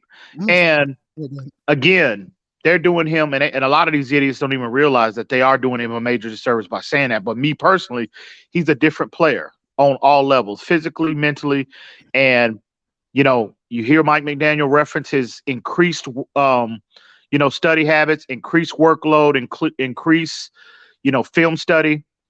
That's all Tua. He's putting the work in, where he needs to be on an NFL level, especially at elite level, right? In terms of study habits, in terms of work ethic, Mhm. and you're seeing it's playing big dividends on the field right now. And I couldn't be more happy for him and us as a team, because this is his team, Mace, and he's playing at the highest level. Yeah, you I ain't mean, gonna get an argument from me, bro. You're not gonna get an you can't argument from me. play any better than what he's playing right now. It's him and Patrick Mahomes, in my opinion. You know, So when you know how good he is. But every time you're watching the red zone, right? mhm. Every goddamn time Miami got the ball, they're driving. Yep, absolutely. You know that he is. Hey, look, I've been praising him the last 2 weeks, and I said something last week. You know how the brothers are. They came after me. I said I'll take him over Lamar Jackson right now. You know something? I would too, Mace. I really would. Me too. I For would. one reason. Mr. Miami, salute to you, homie. Hey, what's up, my brother? How you doing? And I'm good, Miami, homie. jump into this conversation. Your family, bro. This is our team we're talking about, bro. To say what you I want to am. say. But let me Mhm. say this. The difference is the accuracy, bro. It's something to see, bro. It's And beautiful Mace, to watch. Tua has always flashed that ability, even in his first 2 years. It's just it wasn't as consistent that it needed to be. I think And again, you know what I think helped, and I'm gonna give it right to you. Him healing the last 2.5 years. absolutely, he He's needed to back do to that. the kid he's back to the kid he was at Alabama, and I think that's scary for the rest of the league. And I also say this: this is why you do the 3-year plan with a quarterback. Exactly, Mace. And in the midst of my criticism of Tua in his first 2 years, I always, I would tell people, unless you're going to move off of Tua for Deshaun Watson or a Tom Brady, right? And at that Mhm. time, I mean, that was a no-brainer move to make, because we Yeah. didn't see this. Nobody could forecast this level of play from Tua. Even pre-draft 2020, I never thought that Tua would be. I said, well, he has a potential to be top 10 to top 12 quarterback consistently in the league. Hopefully, we can pray for that. I said, I'll take that all day. But I never forecasted number He's one, top. number two. He's top 5 now. I got a He, question for you. I asked this to Mr. Miami about 15 minutes ago. I'm gonna ask you, as we speak, who's the better quarterback, him or Justin Herbert? Right now, as we speak. Tua's the better quarterback now. Tula. Okay, I agree with Right that. now. I agree But with that. Tua's playing the best now, and there are circumstances that surrounding Herbert that are unfortunate. Injury, Those a ribs are lot, hurting. he's injured. Playing with that rib injury the whole year. His team is not. I mean that team. They're snake bitten, bro. I've They been have saying been that to you, bro. absolutely I told you decimated that. with I told you. injuries. I told you that But back in August. but Hey, Tua didn't hey, get that pass. When you're comparing the two, Tua didn't get that pass them first 2 years. So Justin Herbert ain't getting it either. So don't whine now and say, well, Tua got this and Tua got that. Justin Herbert wasn't He now walked into a gifted situation. You right, kidding me? it wasn't as great as people make it out to be, but it was much better than what Tua was in. Oh, So hell with that being said, Tua's playing better than him right now. Is he the better talent? No, but Tua has matched his level, his previous 2 years, and Burrow. He's on that trajectory right now, and his team is winning, right? And I mean, see, that's the man. Again, I don't attribute wins and loss records as a primary quarterback stat, but it is important. And here's where it's relative. Here's where it's relevant specifically to Tua, because we see what this offense, what this team is like without him. Without him, and you can put anybody in there, Jacoby Brissett, you can put, I love Skylar Thompson. It's a small sample size, him in there, as well as Teddy Bridgewater. The team is 20, they're averaging almost 30 with Tua. Without him, they're averaging like 22. The team wins more often when he's in a lineup than without him. Again, he's had a profound impact on this organization, on this team this year, and even really his previous 2 years. He still had a relative, a good win-loss record. And again, the reason why it's relative to Tua is because the team responds and it plays so much better with him than without him. And so credit to him, Tua, and again, like I said, I couldn't be more happier for him because, man, I can't remember a quarterback, especially a top 5 pick, being more disrespected publicly. Let that, in his first 2 years. And, a lot of that you can lay at the feet of Brian Flores, but at the end of the day, you had all of them, not just Flores. You had Chris Greer as well as Stephen Ross. All of them were trying to move off of him any chance that they got. And again, sometimes, I mean, that year 3 for quarterbacks is the reason why a lot of people league-wide, even historically, they always talk about forecasting that year 3 leap from quarterbacks because that gives them 2 years into the league, getting acclimated to the NFL game speed. They get an opportunity to really see how defenses are going to scheme on an NFL level as opposed to collegiate level. And you hope that everything comes in, you hope by year 3, generally that quarterback would have the support around him and everything comes together in year 3. And that appears to be what's happening with Tua right now. About Tua, but what happened when Burrow got this guy last year, his old teammate from LSU? What's that? When Burrow got the receiver from LSU last year. Chase? Yeah, Jamar Chase. Yeah, he went to a whole level. Yeah, he did. Because he got Chase. It does matter. And again, I don't know, we talked about this. You turned those picks from the 49ers into Chubb, and I wait till I get to him. And he has already paid off dividends watching him on Sunday. Chubb, absolutely. Hill, and Waddle. Again, absolutely. I don't know what it is, brother, but goddamn, Chris Greer's had the best 18 months of his life. He really has. Facts. I mean, Ian, me and Mr. Miami, we talk every night up here. And I'm one of these guys, right? I hold my teams accountable. Mm-hmm. And we're going to get to our game from last night in a little bit. I said this, and I'm going to keep saying this. Now you look at Greer, and I don't know what happened with him and Flores, but something seriously did happen. Mm-hmm. I think the best thing that ever happened to Tua, he held his head up every time Flores berated him, bro. Mm-hmm. Made him a Mm-hmm. tougher human being and a tougher quarterback. Mm-hmm. Absolutely. So, when I look at this team now, with the addition of Bradley Chubb, I'm smiling. You can see me smiling. There Colonel is no excuse for this team not to go far this year. No. To go all the way, Mace. That's what I told everybody. To go Shake, all the way. Shake Money was a little nervous with me the other day when they made the Chubb trade last week, and I said they Mm-hmm. got a 5-year window. I said, bro, they got 5 years. And remember that Cowboy trade for Herschel Walker? Yeah. Oh yeah. Oh yeah. Look at the Miami trade now. Because next year for the 49ers is the serious unknown. Mm-hmm. And if Trey Lance don't come through for them, that whole organization is going to change in 2024. Yeah. Especially if the Dolphins get a chip or two, like they win the next 2 years. Oh, John Lynch is gone, bro. Mm. You basically what John Lynch did, we were building up before we made that blockbuster trade. Now, the trade with the what's that team again? The Texans? Mm-hmm. Now Houston the team is Texans. playing well. I cannot wait for next time Laurel gets up here. Bro. I always say this. It always matters if the quarterback you pick in the top 10 of that draft, if he comes through, you win the draft. Miami won that trade with Houston, and they definitely won the trade with San Francisco. Oh, real talk. I mean, I don't know.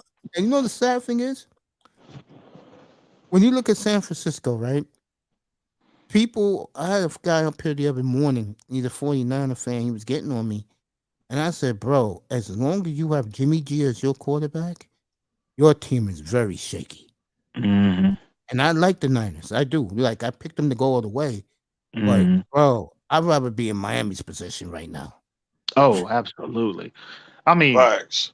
the components, when you look at how a team, generally an NFL team is structured, you need certain things, right?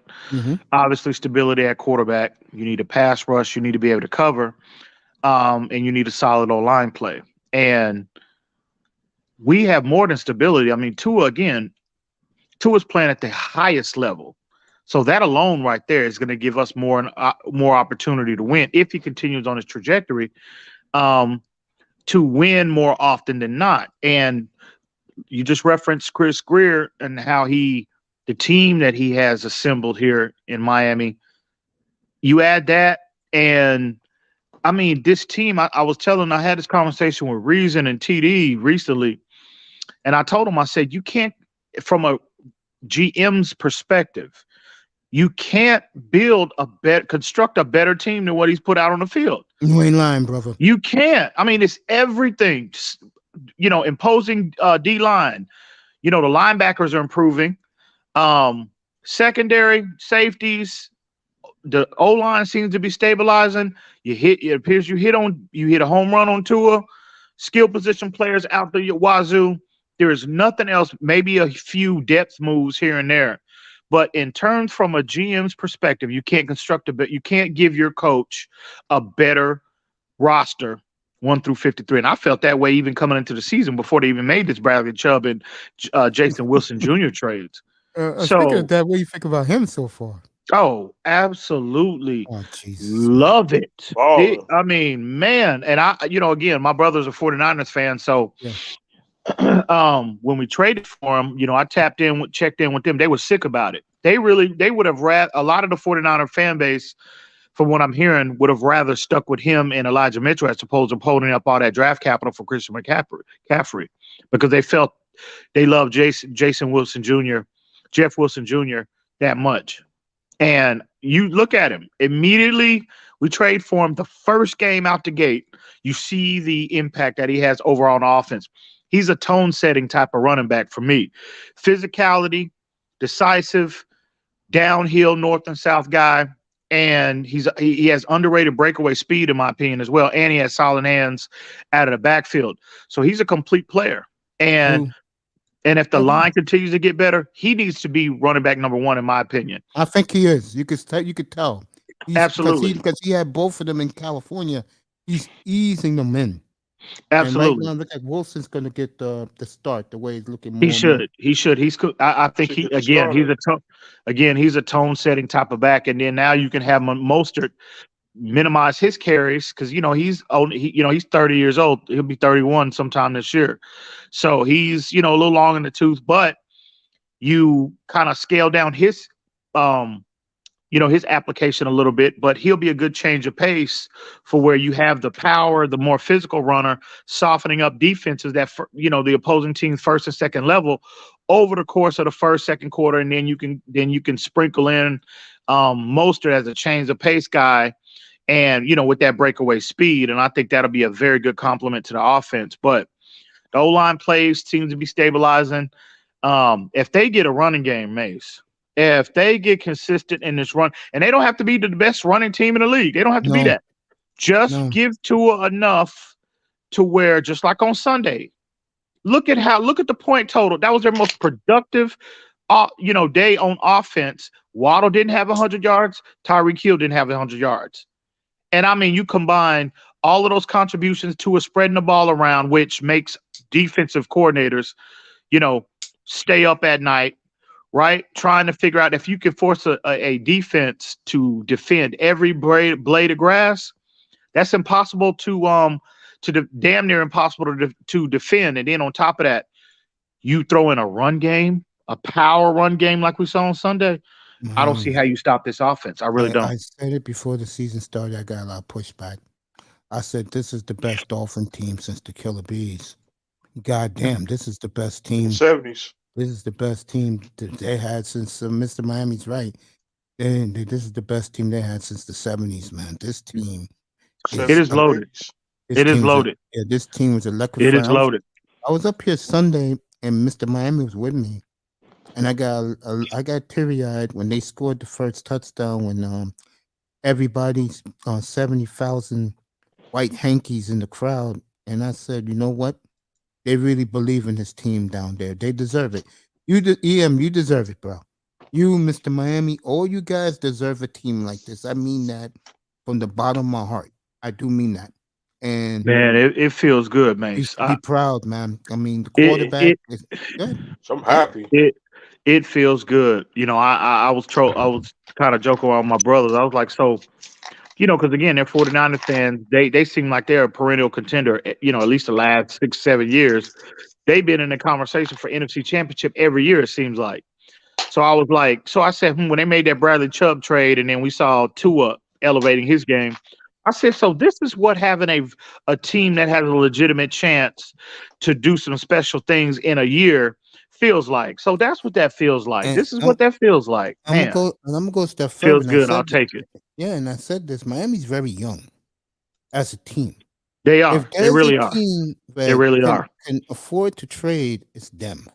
But here's the thing, though, and I think you're going to agree with me.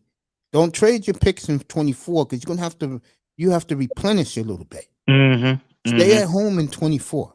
Don't trade picks for this guy. Don't do the Rams, who are paying for it as we speak. Right. Replenish in 2024. Right. Rams and they still they still got plenty of draft picks this year too. They got a second, 2/3. That's dangerous. Yep, that's 2/4. Yeah. And if you look at the history of the draft, first round picks generally are spent on what? Left tackles, quarterbacks, corners, and pass rushers. Yeah, pass rushers definitely. So receiver too, but they don't need a left tackle this year. They don't need a quarterback this year. They don't need a quarterback. They don't need a wide receiver. They don't need a pass rusher. They corner is, a little, that's definitely a conversation that needs to be had about corner. But so I get why they went ahead and ponied up that first round pick for Bradley Chubb because again, that was a steal, bro. It was to get him for 104.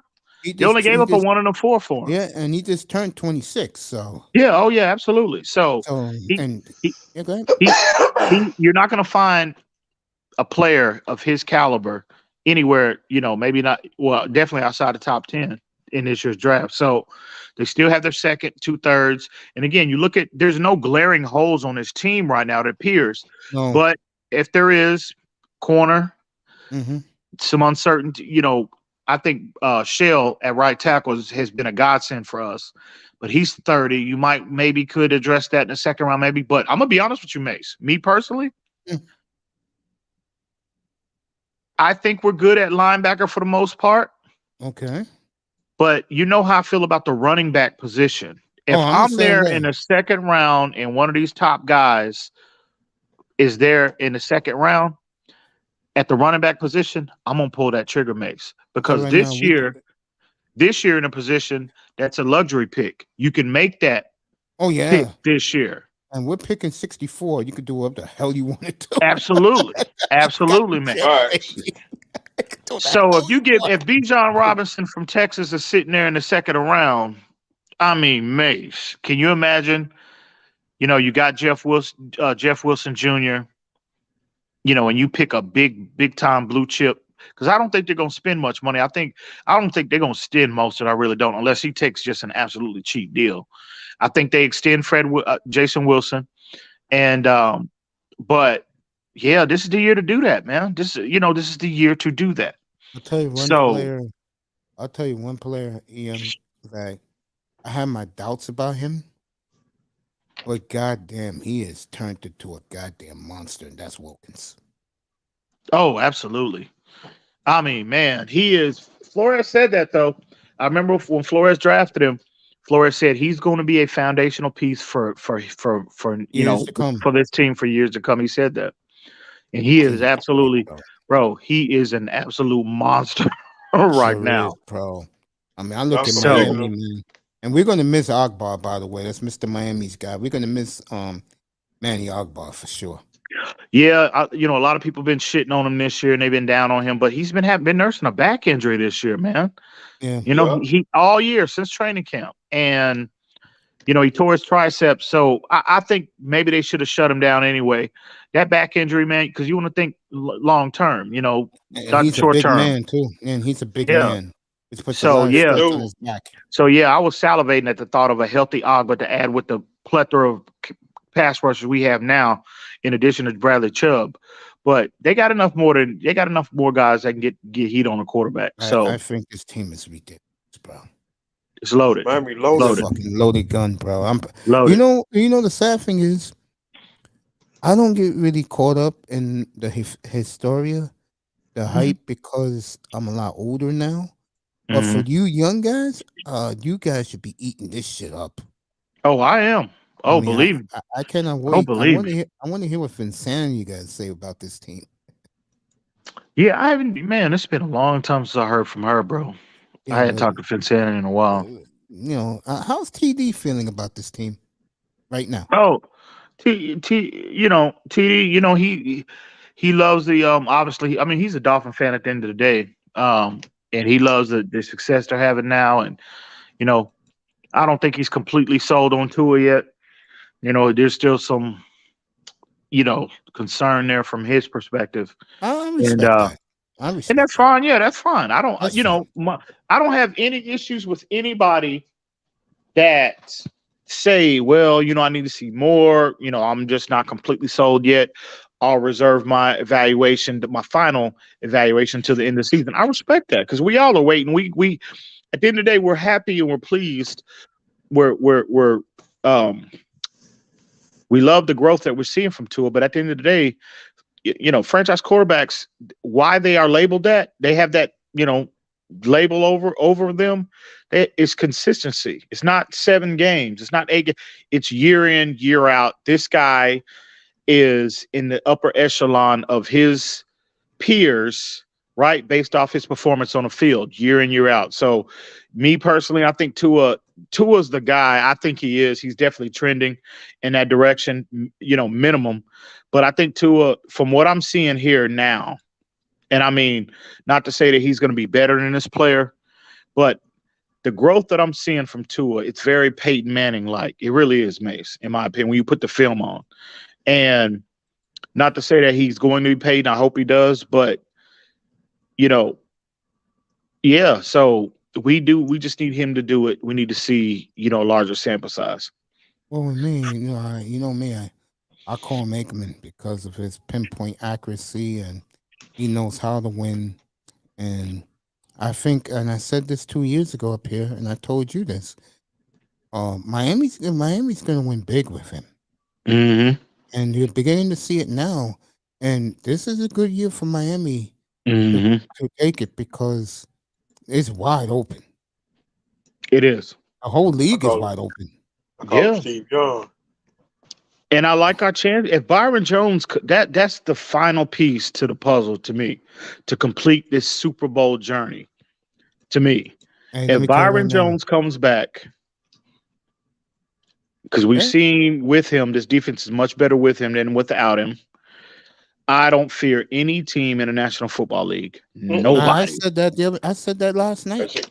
That's include Buffalo. Nobody. Yeah, I said last night up here. I said, who is going to beat Miami right now in the NFC? Nobody. And I mean, if they don't even have to have home field advantage. They can go on the road and beat anybody. I don't give a damn about home field. You had it. Miami, who was up here last night, and I totally disagree with him. That he said that he wanted the Dolphins to get home field. And I said they don't need it. Who was up here last night? I think Cap for Life and it was Cap for Life. It was Cap. Cap wants home field, and I told him, bro, in today's NFL, you got the hot hand. You're the team nobody wants to play. Just make the playoffs and take care of your business. I said, who's going to start? I mean, who's going to? And you know what? A lot of people were throwing San Francisco in my face. We'll see that in 2 weeks. Yeah. They were throwing San Francisco at me. I said, we'll see in 2 weeks. Like everybody was throwing Deshaun Watson at me too. You know what? Hey, fuck Deshaun Watson, bro. You know what I'm saying?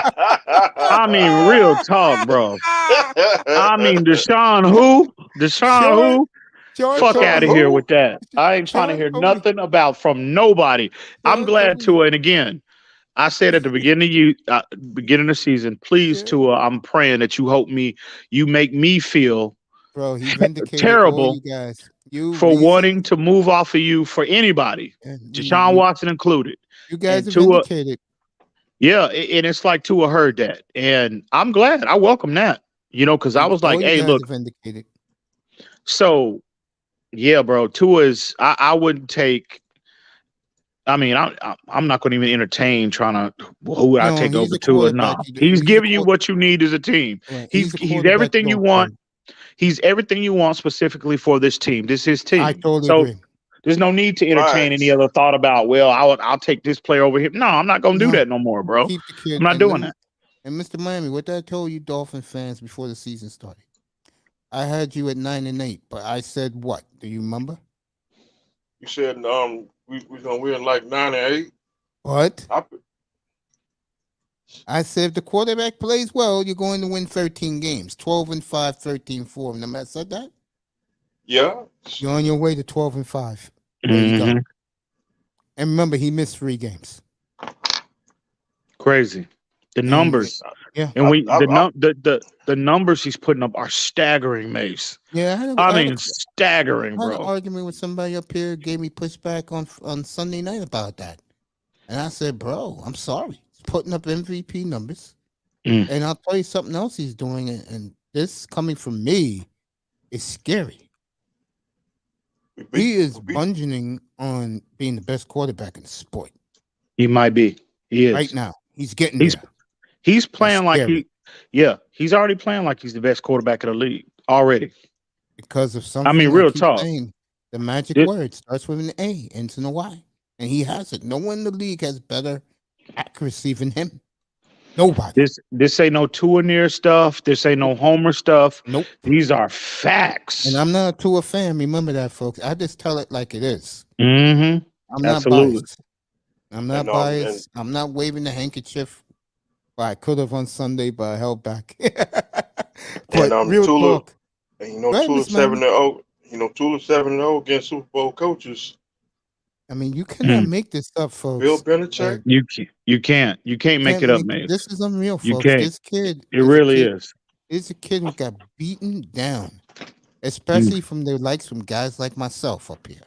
For the 2 years I've been here, I've been killing the quarterback.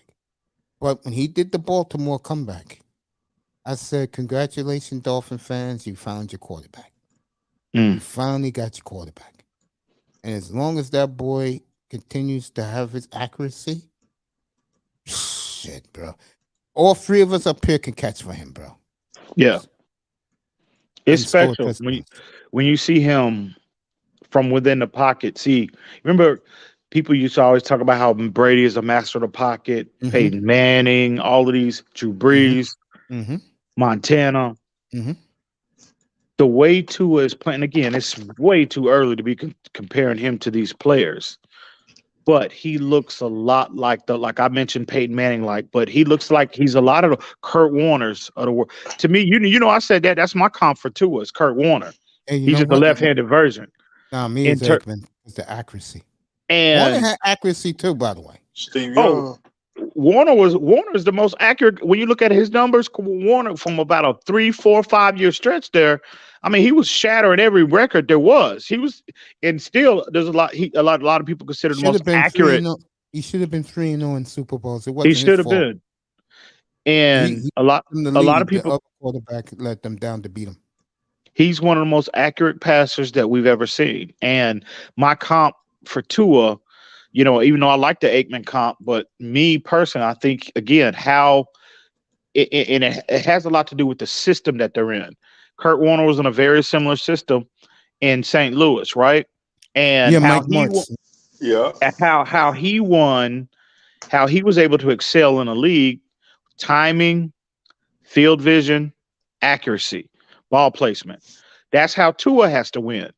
So, I said if Tua ever gets to that level to where he processes like a Kurt Warner or a Manning or a Breeze, Tua can be special. Truly, he can be a big time player for us.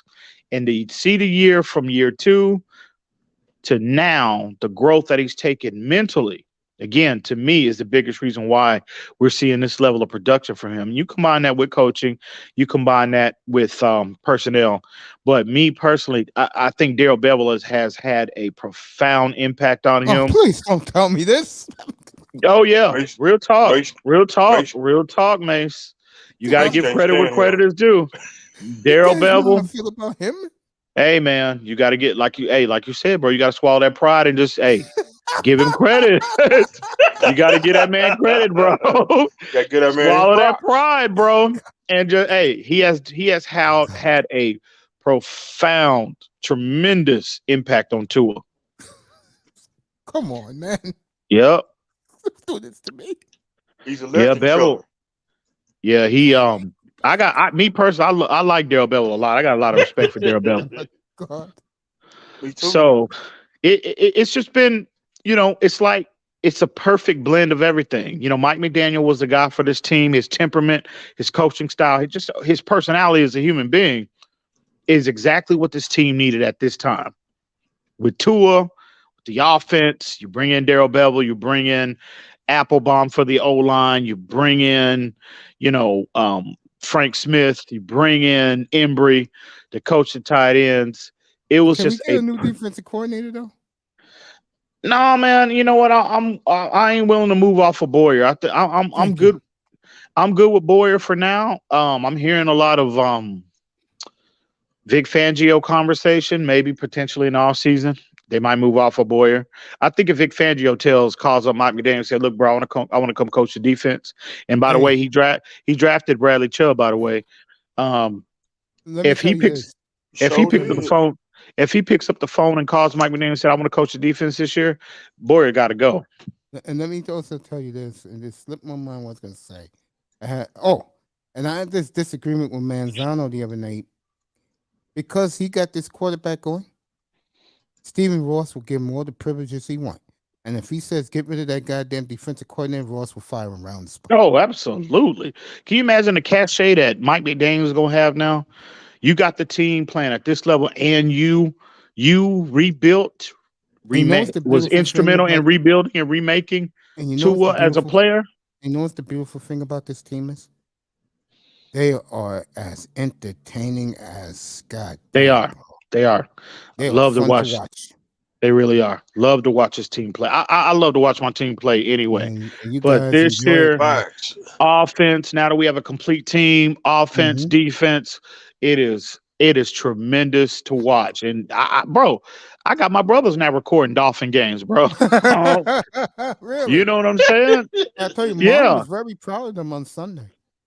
When Mom saw Wilson run for that big touchdown run, my mother Mhm. was glowing. My mother Yeah. was in glee. When my mother said, I haven't seen the Dolphins like this since when? I said 1982 to 1985. They're just built all the way around. You know, like I said, I think if Byron Jones comes back, this will be the most complete team in the league, I think. There's not a team when you're talking about run defense. Look at how stout that. And I said that before the Cleveland game. I said, you know, I had concerns about the three previous teams that we played. So when we had our conference call and we were talking about the Cleveland Browns, said, bro, I'm not worried about this team. This is the least of my, not the least, but I said they're a team that needs to be reckoned with. But in terms of how we match up with them, I'm not worried about. I was more concerned about with these three previous teams than this one. Everybody thought I was crazy. They thought I was crazy. I said, two of the best defensive players in the sport, pass rushers, no shows on Sunday. Sleep. Miles Garrett Got in put to Miami. sleep. Our buddy down in Dallas, Micah Parsons, nowhere to be found in Green Bay Sunday. Mm. His name wasn't even mentioned Sunday. Teron Armstead. Yeah, he destroyed Bro. Bradley Chubb. You know, health permitting. Can I do the other side though? Can I do the other side? Mm-hmm.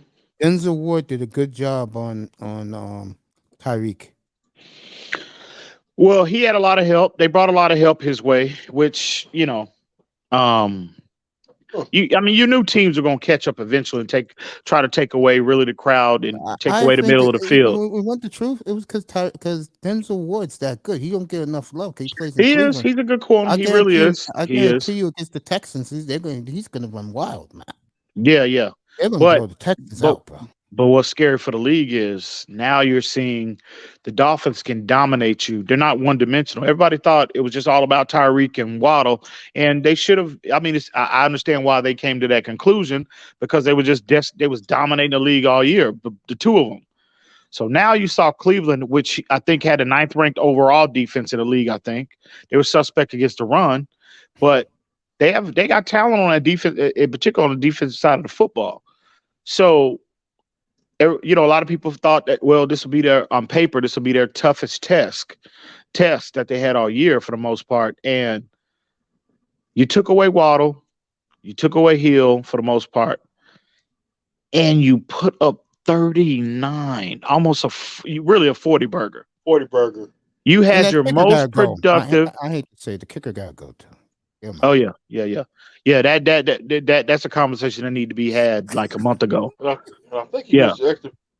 I'll never get the day. Yeah. Remember Mr. Miami the day that I broke the story? They re-signed him. Yeah. And they gave him a $10 million signing bonus, and Manzano said, "What? Take that contract from him." This is the funniest part. So iTest comes up here, and I told him the second the ink was even dry on that contract, what's our boy? X's agent called up our boy and said, "What the F are you doing? Bro, you giving this clown an extension, not the best well, you gotta admit, coming off 2020, he was the best corner in the sport, bro. Mm-hmm. What a 2020 he had, bro. Yeah. I still see that Tyreek one-handed interception in the end zone, bro. That was special. I'm like, bro. Mm-hmm. And you know, now, hey, the sky's the limit. I told Shake Money's nervous. I told him, you guys, you Miami fans got a 5-year window now to win multiple chips. And I'll tell you who else has impressed me, number 14. Come on, Trent Sherfield. Now, Oh, absolutely. that kid's He balling, is. bro. He is. That kid He's likes been. being the third receiver. He don't even Oh yeah. argue. And I hate to say it, he took Gilsicki's catches away.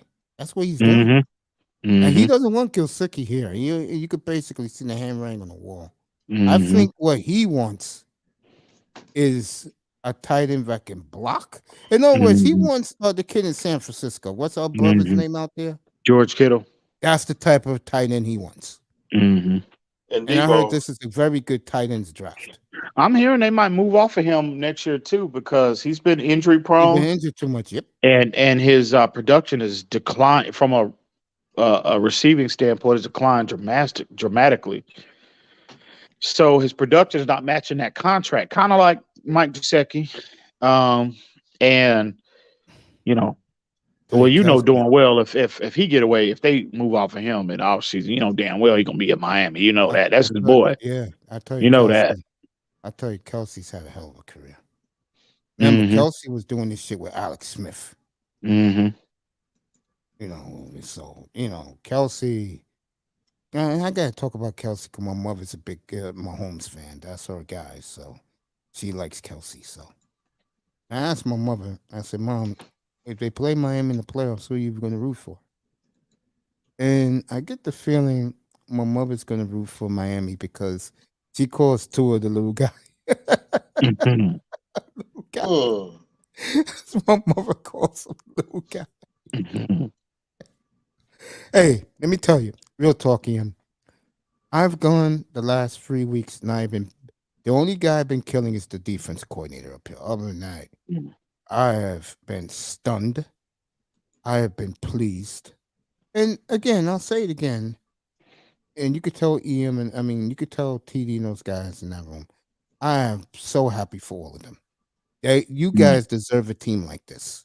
Mm. I seen it the first time with Marino. I saw it when Bob Greasy lost all of his weapons, became a pure passer, won an MVP. You guys deserve this, bro. And it's only going to get better for you guys, man. Mm. Miami's here for the next 5 years, folks. Get used to it. Yeah, They have age on their side. And the way this man works his magic, he can get a goddamn receiver and free agent draft. rookies who not drafted. He's done it Yeah. before. they got the they just the organization. They've got the infrastructure internally, front office, GM, assistant GM, Marvin Allen, Measure McKenzie, Chris Greer. They've got an excellent scouting department. Yeah, Allen's the They've best in got the the business. they've got the coaches. I mean, man, this team is everything seems to be in perfect alignment for this team to do some special things And this year. and And in the next 5 years, I guess yeah, a 5-year window because their yeah, age. They're a young team, folks. This team has arrived. I've been telling you guys this.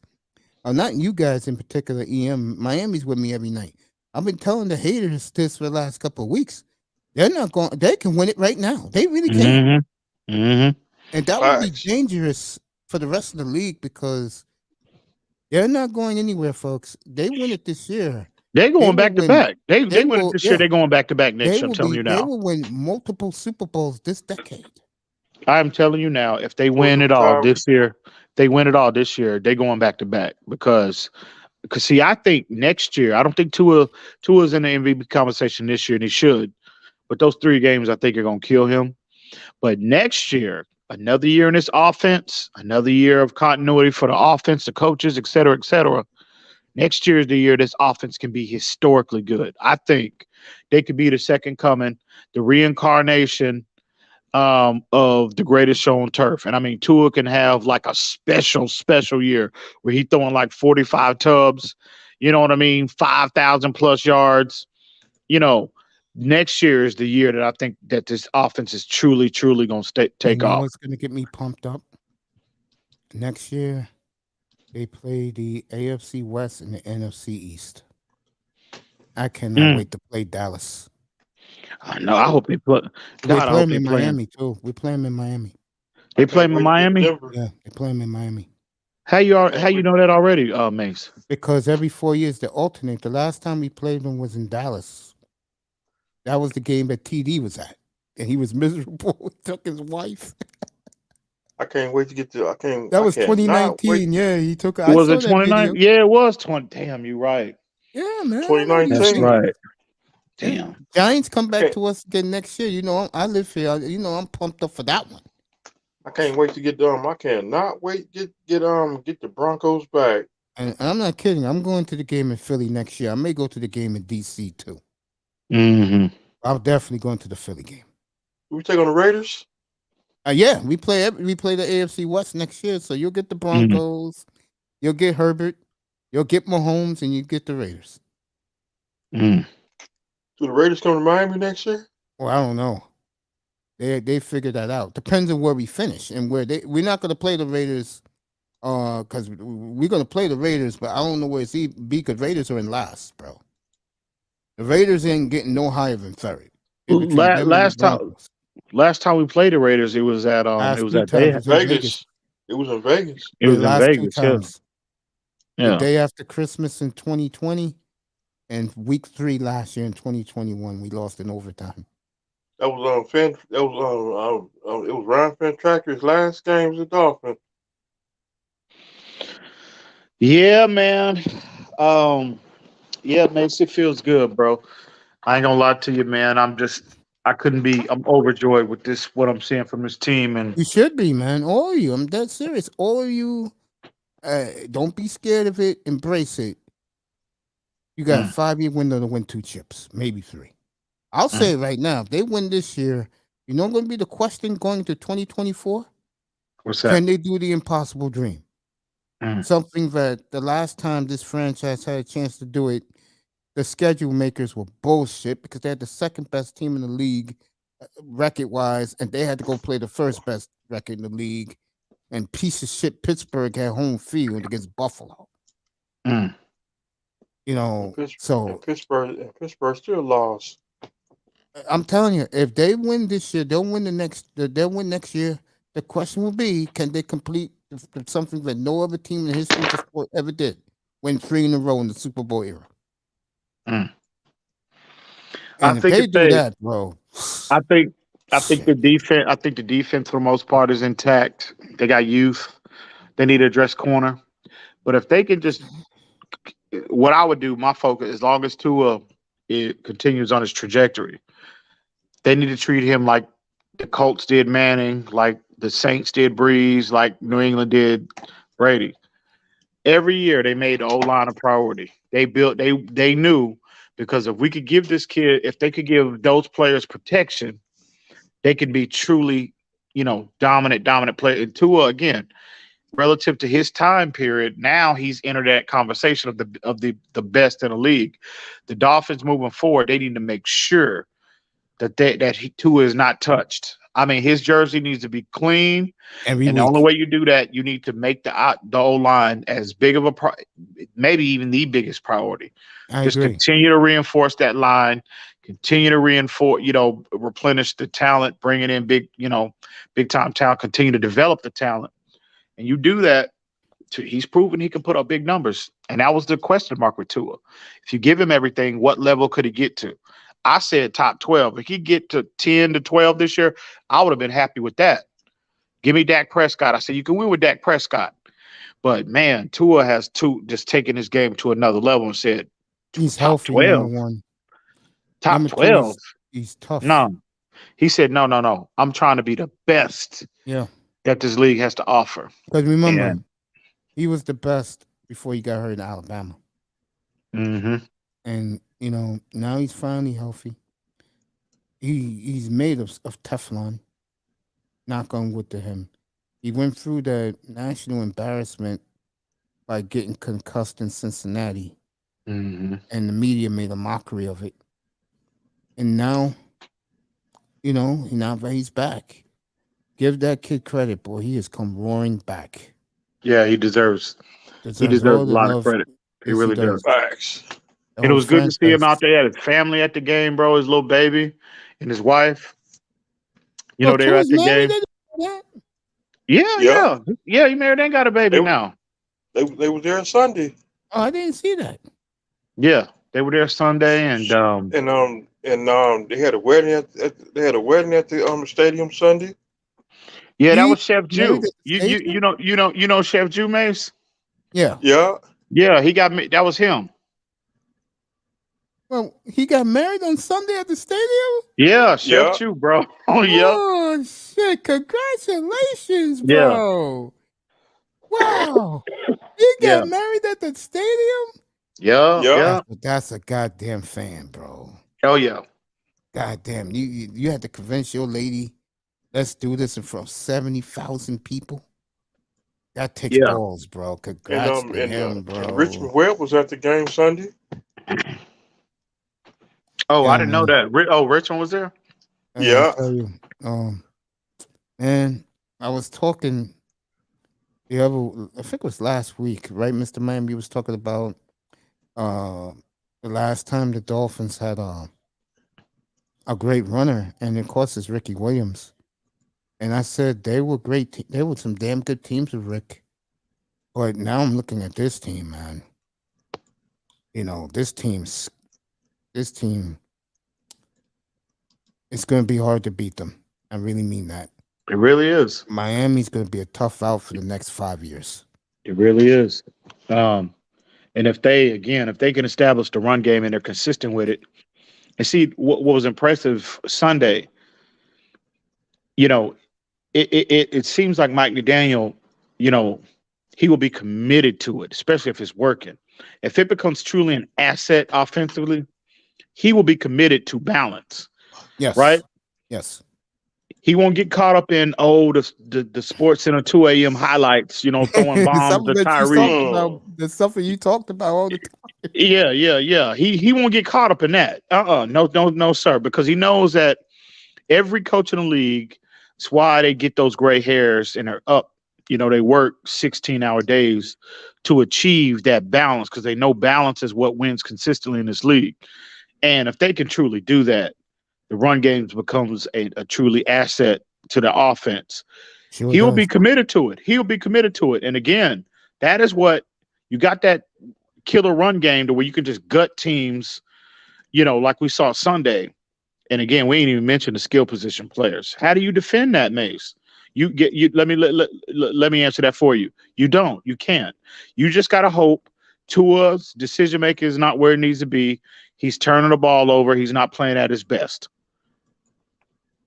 That's it. So I truly believe that I said it at the beginning of the season, before they got Bradley Chubb, before they made the trade for Jeff Wilson. This team was complete. And again, this team, if it depending on what level Tua could get to, they get to a top 12 level.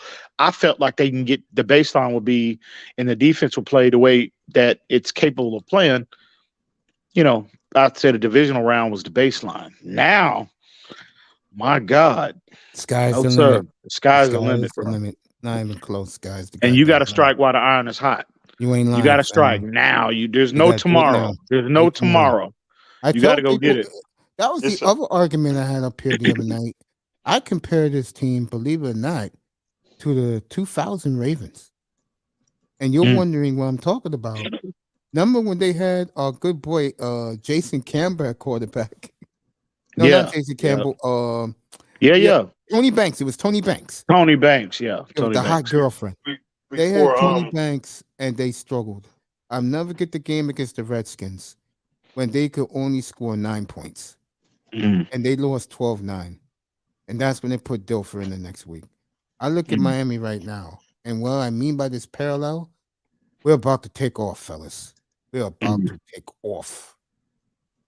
And we still gonna beat Green Bay, and that's a promise. That's gonna be a blowout.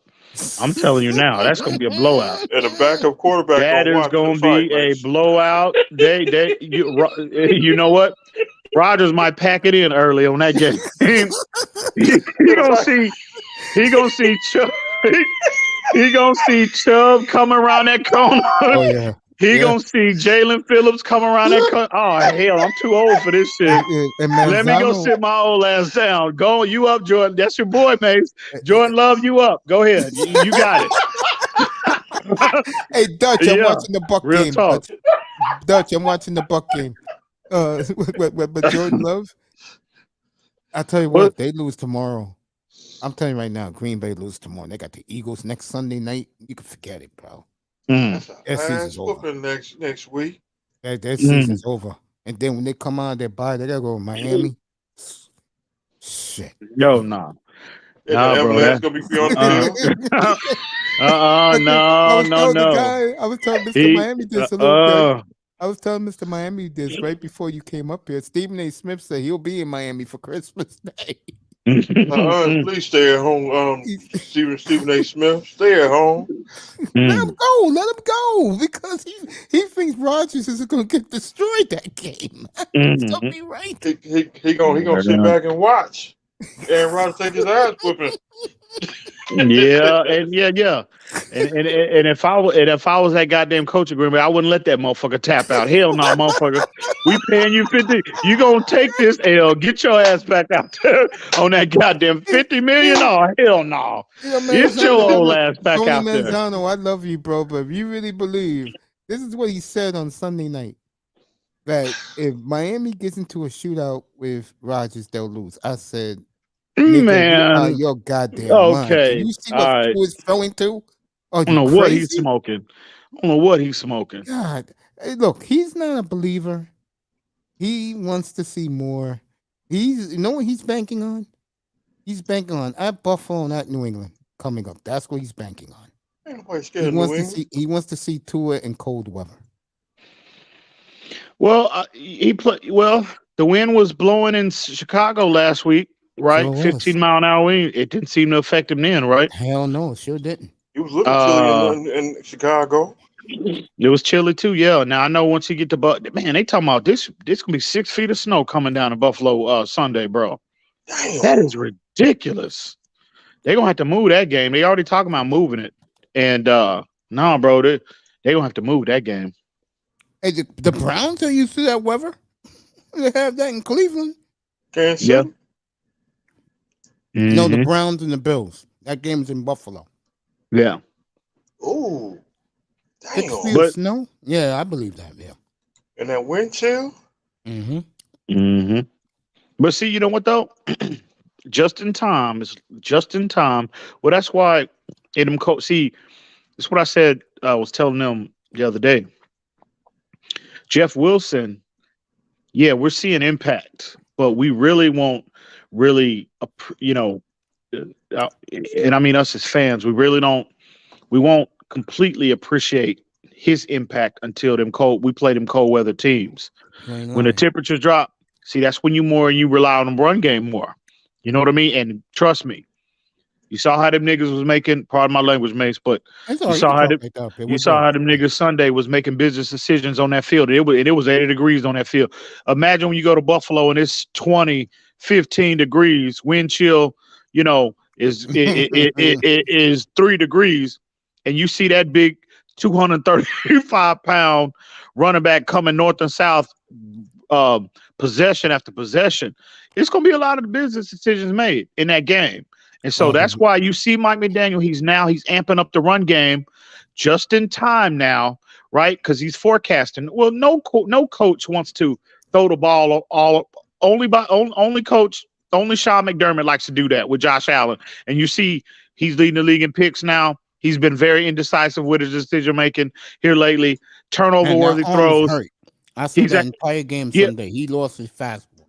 Yeah, he's hurt too. So they're the only ones that like to throw the ball 40, 50 times in inclement weather. No coach wants to do that. You won't balance. You know what I mean? Especially when the weather is an issue. So I see Mike McDaniel now amping up and trying to tighten up them screws in terms of the execution of the run game now. And hopefully, again, consistency can be established, because that is going to pay big dividends when we go into them cold weather cities. We play the Bills, we play the Patriots. I'm not worried about the Patriots so much, but Buffalo specifically.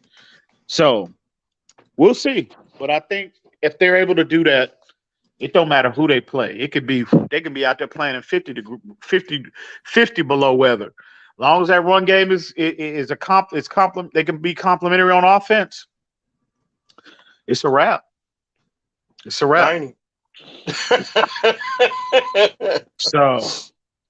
In Buffalo, they struggle to stop the run anyway. They're one of the worst teams in the league at stopping the run. So What's up, Raven? What's up, Dutch? Yeah, you're right. I saw that whole game Sunday against What's up, the brother Raven? Vikings. Brother I Dutch? saw that whole game, and Mhm. Josh Allen is really hurt. He really is. Hey, that's not my problem. Yeah, That's not our problem either. that ain't our problem. Oh, it's not my fault. So yeah. I ain't trying to hear none of that. So yeah, man, it feels good though, man. I'm like, You should. You man, guys should be so proud, so happy. Your front office did a phenomenal. I know when I came out of rehab, I came up here April 2nd. I already told Sean this, but I want the Dolphin fans to hear me say this. And I said they had the best off season than anybody. And I gave them an A+ for their off season. I think the Dolphins had a bang up last 18 months. It's incredible. It's phenomenal how this franchise have changed it overnight like they have. And I'll say it again. John Lynch, don't let the Dolphins win it this year, because they do. You are on the clock. That's you and that's Shanahan. You better get Trey Lance to throw that football. I know, right? Because if he don't, in 2023, in Miami, let's say, wins their first Super Bowl, you're done, bro. Because the media, as much as they do like the Niners, and they're going to go, those 3 picks turn to Chubb, Tyreek, and Waddle. Crazy. And Tua came through for the 2020 draft. Mm-hmm. Incredible. It's a win-win for them now. This organization is set for the next 7 years. Just go out there, boys, and get it done. Get that championship. Yeah. They're really, what they've done, man, it's been phenomenal. Nothing less than sensational. It's been, you got to give them a lot of credit. All parties involved: players, coaches, front office, GMs. You got to give them, and Steve Ross too, for giving the okay to go out and get Bradley Chubb. You know what I mean? Jeff Wilson, in those trades, and really getting out of the way and let. Thank you. You just said the magic phrase just now. Getting out of the way and let these guys do their jobs. And stop letting me and Mr. Miami pound them every chance we get. Yeah. Yeah, because a lot of credit, like poison. A lot of credit needs to go around, and man, the fans too. The fans also. Mm-hmm. Especially you youngins. You finally got your quarterback. Now you're seeing what Marino used to do. I used to see Bob Greasy do in the late 70s. Now you guys are getting your chance to enjoy that every week. I'll tell you something else. Next year it's going to be hard to get Dolphin tickets. Oh, yeah. For the next 7 years, it's going to be hard to get Dolphin tickets. They're going to be early. They're going to be must-see TV. You can imagine how many, if they go deep in the playoffs this year, they win it all. You can imagine prime time games. I'm glad you said that. I told these guys up here Sunday night, you don't think CBS is doing cartwheels? You don't think Jim Nantz is begging them to let him go do the Charger game and the Buffalo game after that? Because that's his childhood team. He loves the Dolphins, Jim Nantz. He said oh, really? I didn't know that. Yeah, he said it hurt him. It hurts him. And he had to go to New England. Say that again, Mr. Miami? The lady Susie, what's her name from ESPN? Susie Colbert, her too, yeah. And Stuart Scott, rest in peace on Stuart Scott. And Steve Levy. Man, I didn't know that. Yeah. They're all Dolphin fans. Kramer, Andrea Kramer is another one. Yeah. And that one dude from what's that the movie that Tyler Perry movie, that black dude played in that movie on the Diary. I don't watch Tyler Perry Family. The movie, the black dude who played in that movie on Diary of the Black Woman. He's a Dolphins fan. Oh, really? Yeah. Yeah, man, it's great, dude. It's great to wear my gear outside, bro. Wear my gear every day. I'm wearing them. I'm rocking my I'm down here in Arkansas, so they love the Razorbacks first, but this is Oh, nothing. Arkansas ain't oh, nothing but a sweet. Arkansas ain't nothing but a Sweet. mini Texas. It's Yeah. all it's like half the state is Cowboy fans, the other half the state are what they used to be St. Louis Rams fans, but because Missouri is so close, but it's pretty much the it's a mini Dallas here, and but Jerry Jones also. when I've yeah been yeah I've been to Arkansas. oh yeah, what part? Like Jonesboro, Arkansas. Oh yeah, yep, Jonesboro. Yeah, I'm down in my pops. He stay in Benton. I'm down in Benton right now, so it's about 35 minutes outside Little Rock. So, um, but yeah, when I'm Cause out, go ahead. Go ahead, Jim.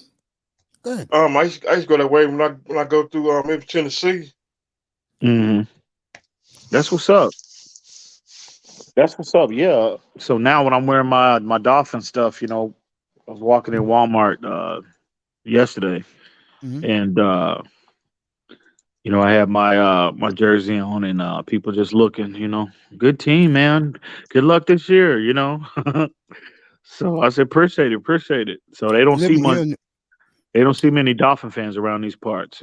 living here in New York, the white Huh. guys especially, when they see me wear my dolphin gear, they honk the horn.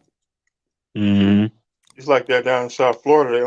It's like people down in South Florida. They see you with your dolphin gear on, and people be honking their horn in the Miami traffic. The big dolphin contingent up there is huge. And then you gotta hear that one famous that what's that song by Neil Diamond? Sweet Oh Caroline. sweet Caroline, ba ba ba. Yeah, yeah, yeah. They actually play that in Miami. Yeah, somebody playing in the Miami traffic. Oh God. So don't they play that like after what team played like The they Red were playing Sox. it? Was that who? The Red Sox, the Patriots. That's a big song in Boston. Oh, okay. Yeah, because I saw. After It's like I can remember a team after they won something, they was playing that song. Red Sox. hmm They love that I Sweet met, Caroline. I met Neil Diamond too. Oh, I really? used to work. I used to work security. This is when I was in college, and I used to work. It was like uh, um, I used to work security at Altel Arena in Little Rock, and Neil Diamond had a concert, and it was before I moved to Texas, and I worked one of his concerts. I was in charge of the VIP area, so he was a nice dude, cool cat, man. He put on a good show. I tell you, he had them folks rocking in there, man. I didn't know much of Neil Diamond until that night, but I said, you know what, Neil? I said, this dude, all right. I said, okay, I see you. I said, you all right. I said, okay, I see you. Boy, it was a lot of bad motherfuckers in that. Excuse me. You can Pardon my talk language, like man. that up there, man. Don't worry. We can talk like It, that. it, it was a lot of beautiful women in that place. God I damn. can I was imagine. like, man. Ba, Mm. ba, ba. But it was a cool show, man. I met a lot of folks working that job, though, a lot of celebrities over there, when I worked, because I worked there for about 2.5 years. So I tried to work all the big concerts from Who's the coolest one you met? people ask me that, when I had this conversation, this gonna blow you away. Gene Simmons of Kiss. I can believe that. Dang. That's the coolest dude. You know, I don't rub shoulders with a lot of celebrities in my years, but excuse me, he was the coolest motherfucker, Mace. I mean, the coolest man. We was out there chilling. This before the show, Mhm. and it's real cool to see, what goes into, assembling the stage and all the pyrotechnics and all of that stuff that go Yeah. into the show. It's something to see. So my job, like we literally had to show up like if a concert on Saturday is at 8 o'clock, we Mhm. got to be there like at 5 in the morning because that's when the crew shows up, right? Yeah. So we're all sitting there, me, my youngest brother, two of our homeboys. We sitting there chopping it up back there. Just it's not much. It's not like it's high security or anything like that. It's just slow motion for the most part. So we back there chopping up. So this dude walks in, and he, I didn't recognize him at first because he had glasses, he had a hat on. So obviously he wasn't in makeup or nothing like that. He was just in regular street clothes. So he walks in, hey guys, he's like, "What's up, fellas?" And I still didn't realize who he is. And then he was just, "Hey, how y'all doing?" Whatever, and he started talking to the crew manager. And again, I still didn't realize who this dude was. So anyway, they go to the back, they go to the dressing room. He went and dropped off his bag or whatever.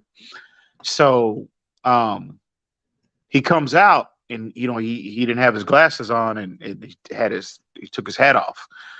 And I'm like, fuck, that was Gene Simmons. I was like, God damn. And bro, I was like, Mr. Simmons, I'm so sorry I didn't, because when you meet the stars, you're supposed to treat them with a little, hey, how you doing, Mr. So-and-so, whatever. Yeah. But he was like, man, don't worry. He's like, dude, come on, man. So he pulled up a chair, dude. True story. He pulled up a chair. It was 4 of us out there chilling. He pulled up a chair, bro. He spent like an hour and a half, 2 hours just talking to us, bro, about our life. What are y'all doing, man? Cool. What y'all are in school? What's your major? Yada. And he was open about his life, the stories he was telling us about, when they started, you know what I mean? Up until like when Kiss was at their height. And I was like, what? And I asked him specifically, I said, man, hey, bro, because they came from humble beginnings just like anybody, poor. And I was like, so what's that feeling like to go from, it's not necessarily about money, but nobody knows who you are, and you come from humble beginnings to being a rock star. I mean, being like the one of the most famous people in the world. I said, bro, what's that like, dude? I said, Mr. Simmons, what's that like? And he goes, I really can't put it into words. He was like, I really can't put it into words. It's something you got to experience. He said, but it's a very good feeling. He said, it's a very good feeling. Hell and yeah. I said, I bet it is. But he was, I tell you, he was like just talking to, like we talking now, bro. Coolest dude. One of the, if not the coolest celebrity I've ever met in my life. Yep. For me, I told this story up here a couple of weeks ago. He sat right next to me. He asked me, was this seat available? And I said, sure. He said, can you guys put the Patriot game on for me? I said, sure. He's talking about Duke Bledsoe. So, like, remember, this is 1998, so we're all just chilling. And the waitress was, like, pissing her pants. And he said, hey. To the waitress, he said, honey, wow, everything is free for these guys right here. Whatever they want all night. We were like, oh, okay, man, and then he introduced himself. And he said, yeah, my name is Matt. I shook his hand, guys giving him the bro hug and all that. Mm-hmm. So when the women realized, the young girls realized he was there, he had to run, because he didn't want no groupies around him. Mm-hmm. So we asked our waitress after he left, who is he? And she said, that's Matt Damon. Damn, really? Yeah. Dang. And like we're like, who the hell is Matt Damon? Like all of us. And she said, Goodwill Hunting, Academy Award. And she said this other dreamy dude named Ben Affleck. I said, honey, I don't know those guys. I don't want to. Well, this guy's cool, but the other guy, you think about him. Who knew 25 years later? Yeah. I tell Damon you, was mad cool, bro. He really was. What was crazy for me is I'm seeing like, because Derek Fisher for the Lakers. We grew up pretty much. Well, he's older than me, but I remember playing. We used to all like in Little Rock. I'm from North Little Rock. He's from Little Rock. So, but everybody in the city used to go to the rec, Sherwood, Sherman Park. That's where all the hoopers went. I mean, if you consider yourself a hooper, that's where you went. Well, that's where he would go. My boy Corliss Williamson. Yep, Corliss Williams. So you see Scotty Thurman used to come out there a lot. Yeah. Todd Day would come out there and hoop. Yeah. So, God dang. but at the time, Derek Fisher was just a dude from the neighborhood, right? And Yeah. my brother, who was right around his age, my oldest brother, they used to go at it. And, my brother, not to say he's my brother. I mean, not saying it's because he's my brother. My brother was like, at that time, one of the, well-known hoopers in the city. Yeah. And we was from different sides of town. They was from a different, side of the fence. So we had our team that we roll with that we would go every Sunday. They had theirs. Other people from different cities had theirs or whatever. So the crazy thing for me to see him to where he is now, I saw him like when I worked, when I was working security, at Altel Arena, they had it was a basketball game. The Lakers was in town to play, I think Portland. It was a preseason game.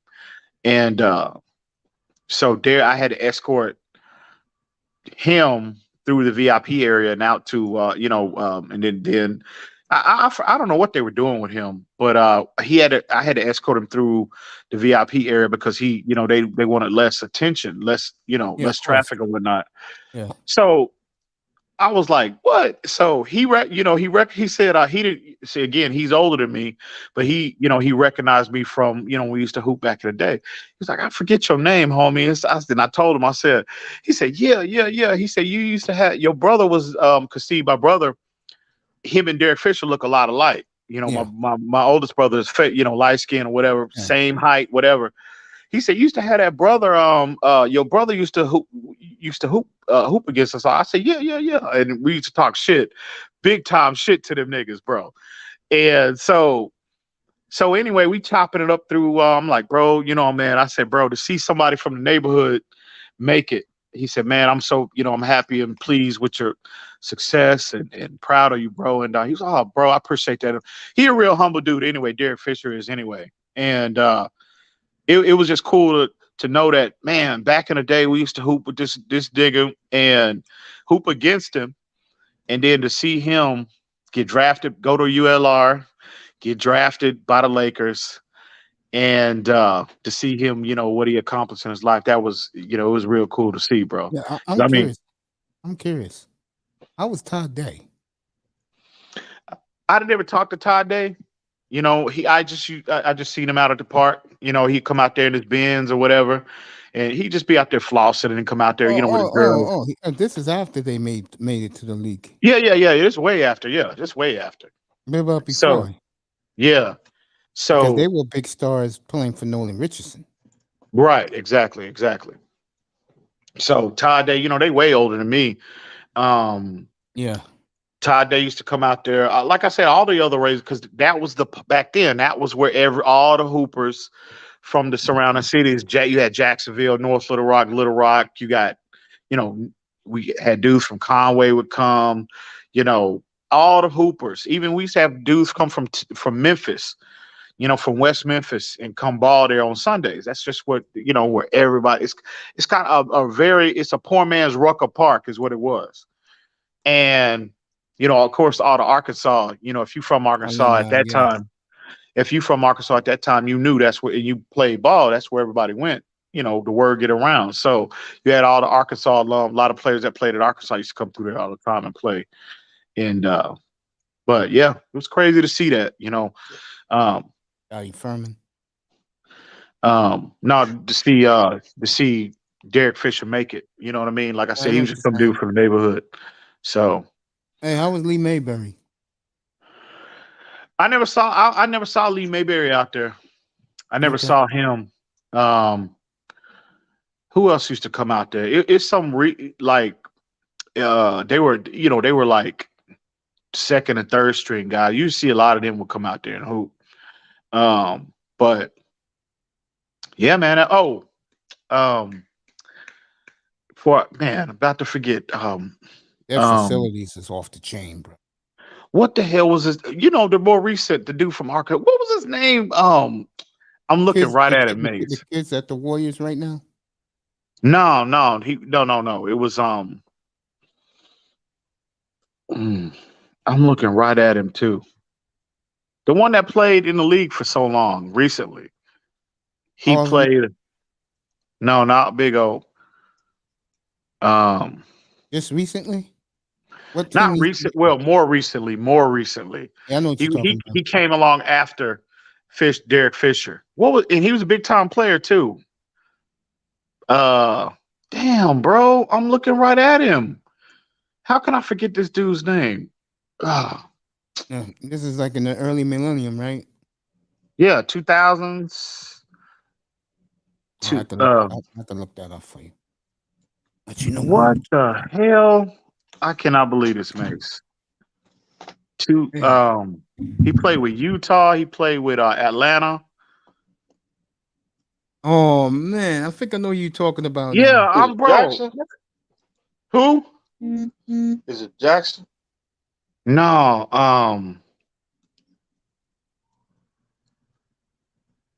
oh man. He was 6'8", 6'9". You know who I'm talking about, Mace. Yeah, I know you're talking. Let's see.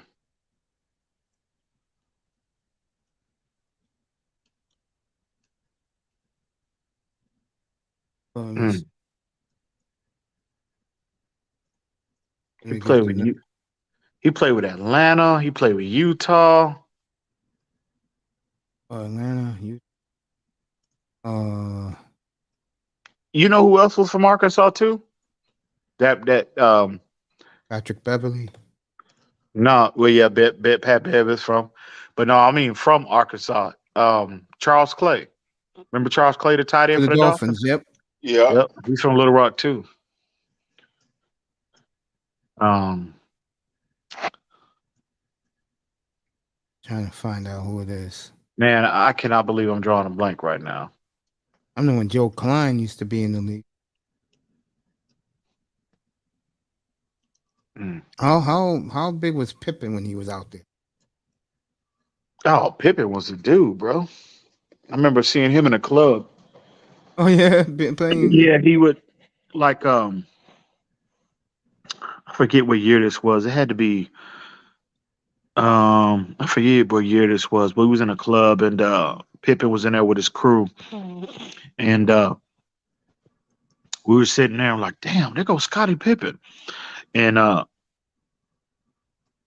yeah, he didn't talk much though. He's like, Pip, what's up? What's good, man? He just kept it pushing.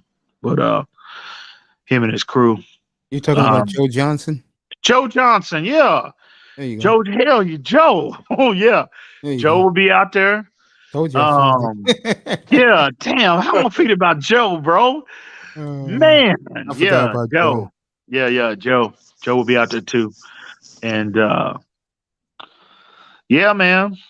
Those were the days. Yeah, them were the days, man. I think back now and like before I go back to Texas next week, I'm gonna take a trip. Because my wife and the rest of the family gonna get here probably Sunday. So You celebrating Thanksgiving down there? yeah.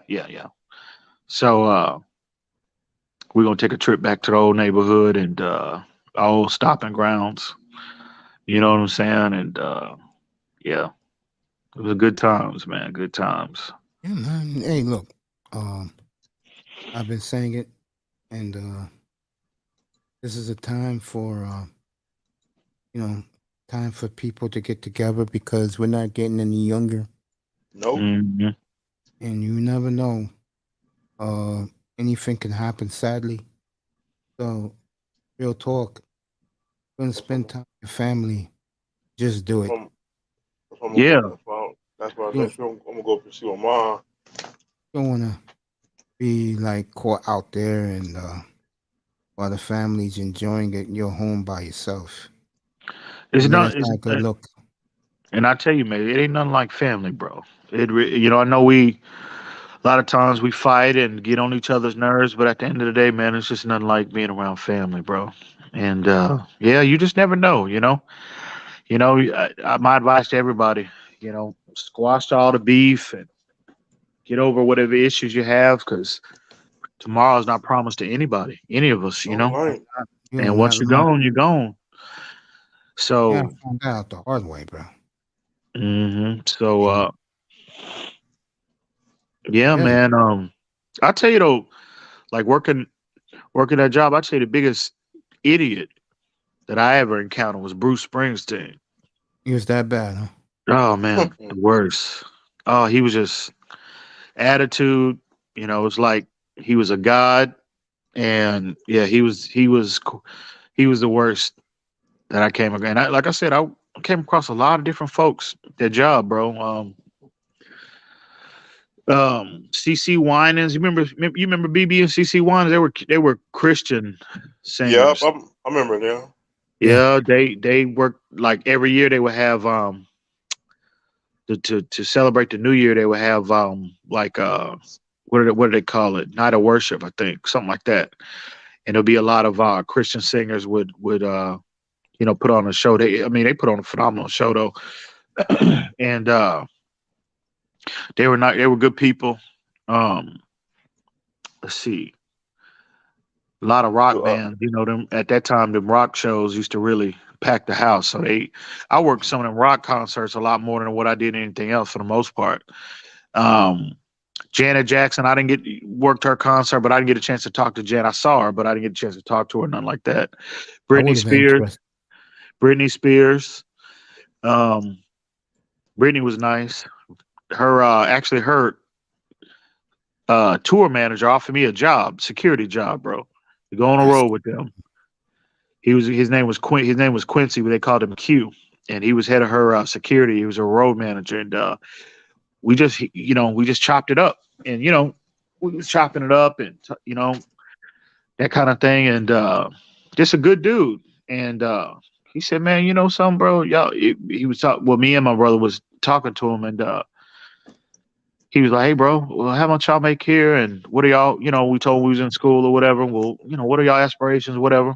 Real good dude. He was like, "Well, what do you think about coming? Taking a job with us? Come working for me." Like, man, I appreciate it, but I couldn't make no move like that on the road like that, bro. Like, nah, that ain't. It take a certain type of individual to be able to do that type of job on the road night after night. A different city every night. That just wouldn't be me. And at the time I had stuff going on, so I was like, nah, bro, I appreciate it, but he was a good dude though. That was a good concert. Brittany was cool too. Like you I met said, a lot. Brittany? How was she? Yeah, she was real nice, bro. Real nice. Um, he introduced me to her, like, she was like, "Hey, how you doing? I'm Britney Spears." I'm like, "Yeah, you, duh," She's like, "Nice to meet you," and she was real nice. Like I said, man, I worked. That was the best job I ever had. It wasn't the most money, but to work them concerts to see how crazy the women get, like for them, Hell yeah. like. Bro, I could tell you some stuff, man. This X-rated type stuff. I ain't gonna go into detail on the You can show. talk about it if you want. But man, when I used to before I worked that job, I used to see like you know when they would be talking about concerts on TV and stuff. When you have interviewing people and they tell you it is literally drug, sex, and rock and roll, bro. Ain't That's the truest statement under the sun. You hear me? I saw some crazy stuff. I'm telling you, bro. And I mean, it goes down. They ain't lying to you. So I'll just leave it at that. But I mean, crazy stuff. Crazy, crazy stuff. So yeah. that must be crazy. it must be nice to be a rock star. I tell you, a big rapper or Hell yeah. or a singer or it must be nice. Cause boy, they be putting it out there. They be putting it out. It's like a buffet. It's like a buffet table. I mean, literally. Eeny, meeny, miny, mo. Or you know what? Say fuck it, all y'all come on back here. You know what I'm saying? I'm gonna all y'all come on back here. Yeah, it goes down like that. That's true. Yeah, I believe it. Mm-hmm. Yeah, it was good times. A lot of fun working that job, man. You really missed that job, huh? No, I don't miss it. I just think, it's just like when I watch those documentaries that come on TV and they talk about some musicians and all of that. I'm like, you hear them roadies talking. I'm like, yeah, that is true. Yeah, go, yeah, he ain't lying. Yeah, he's true. I don't miss it though. It was just a real, like I said, I was, early 20s, um, working that job, bro, in college too. So you know what time it was. It was all about kicking it and partying and we just had a lot of fun, bro. Had a lot of fun during that time. So yeah, yeah. I'm So glad you. I'm glad you. Showing us your memory lane a little bit. yeah. Appreciate that. Yeah, Really yeah. do. Oh, absolutely, man. Um, It's good yeah. times. I tell you, for all of us, support this franchise. These are good times ahead. Not me Hopefully, saying that. yeah. Hopefully, they can do some special things, something that we can remember for a lifetime this year. Um, hopefully they can do that. I think one thing about Mike McDaniel's, man. I think he gonna keep and just not just him, but the team. It seems like the team are gonna be, bro. They're gonna be locked in. They're gonna rest, they're gonna get their rest on during this downtime, but they're gonna be locked in when they get back. And I'm glad we got that tune-up game with the Texans before we jump right in with San Okay. That's Francisco. gonna be a blowout. Yeah, that's gonna be yeah. That tune-up. Yeah. It's gonna be a tune. It's Stafford, gonna be a tune-up game. It's gonna be a He practice told the squad truth. That's scrimmage. the sad thing. Yeah. So I'm glad because see, I thought as soon as we came off the bye, we was heading out to San Francisco. But I was like, oh, we got the Texans before. Oh, that's perfect. Get that Yeah, tune-up game in, I and said the same boom, then thing. we got San Francisco to follow. Hopefully, that San Francisco game will be flexed, or they'll show it nationally. You know what I mean? No, Fox got the double. I mean, CBS got the big doubleheader game late. It's Kansas City at Cincinnati. Mm,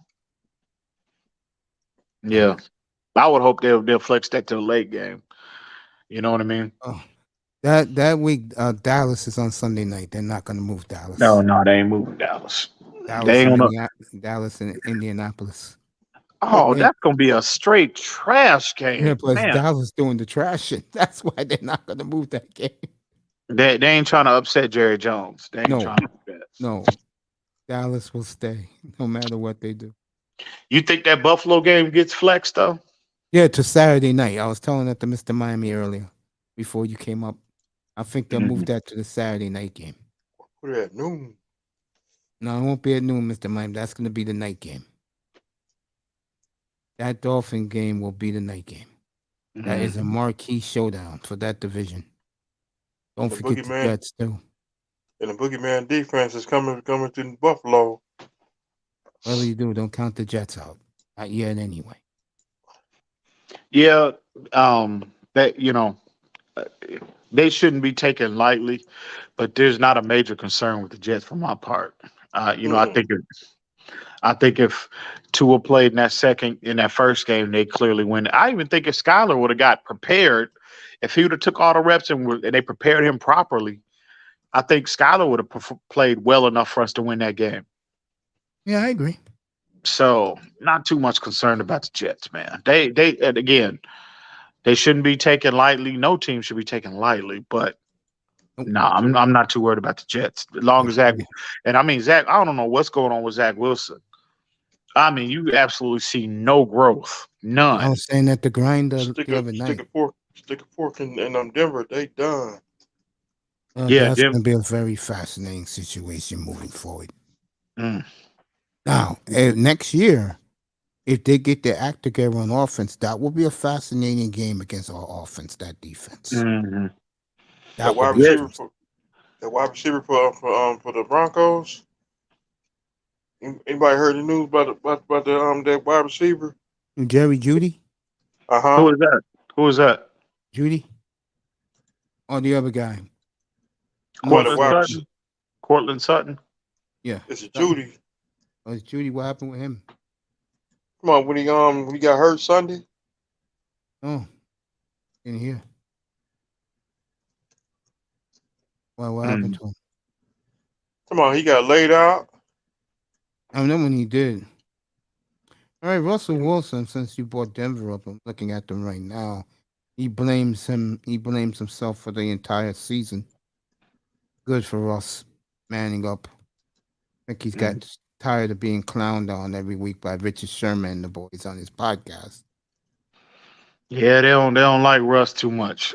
And when I Man. found out that, and this guy used to be my favorite quarterback, when this guy said if any of his teammates want to talk to him, they have to go through his people. I'm like, get the man.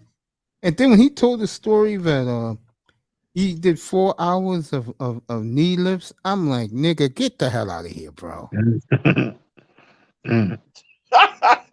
Shit. Yeah. What the hell is wrong with you? Shit, I'll grab your ass around your neck, nigga, and you're gonna listen to me. Shit. Russ, I tell you, that's a very surprising.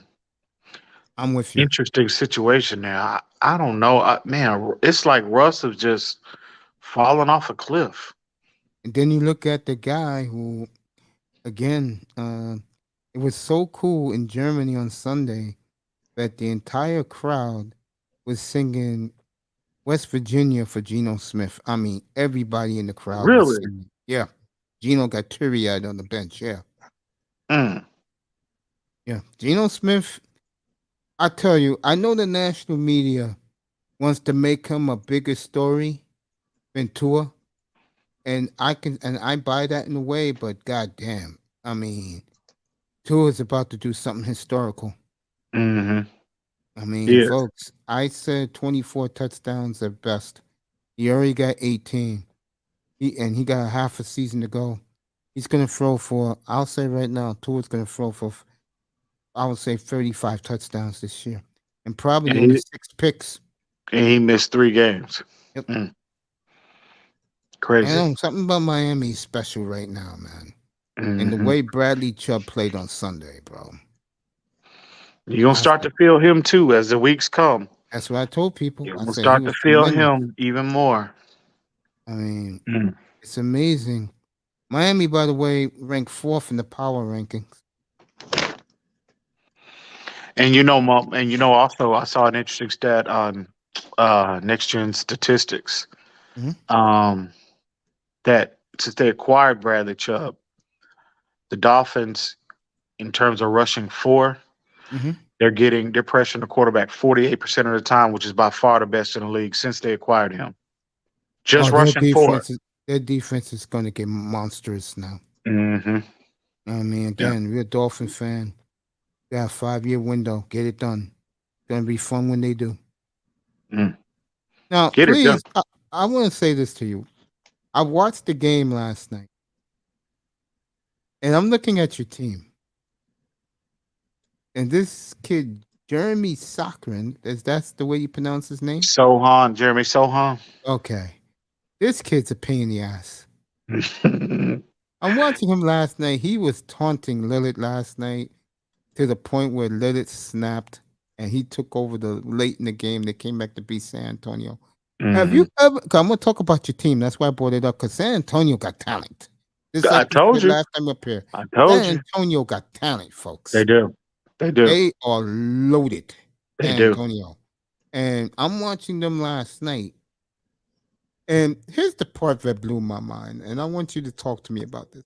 What the hell has gotten to Greg Popovich? As far as what? Every time when he loses games, he's hugging the star of the other team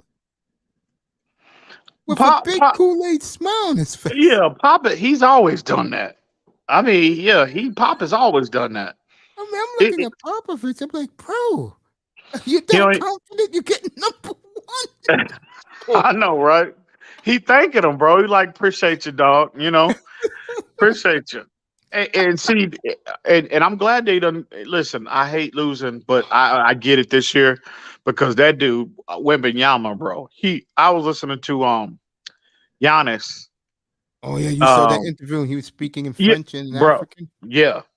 He said, "Man, I ain't never seen nothing like this kid. He is and I'm telling you, I don't like. I hate to lose. Winning is the priority, but I get it. Wink, wink. I understand, Pop. There you And go. see, I got frustrated because I thought everybody was on board in as far as the tank is concerned. I thought Yeah. that clearly the tank was in place, the tank job.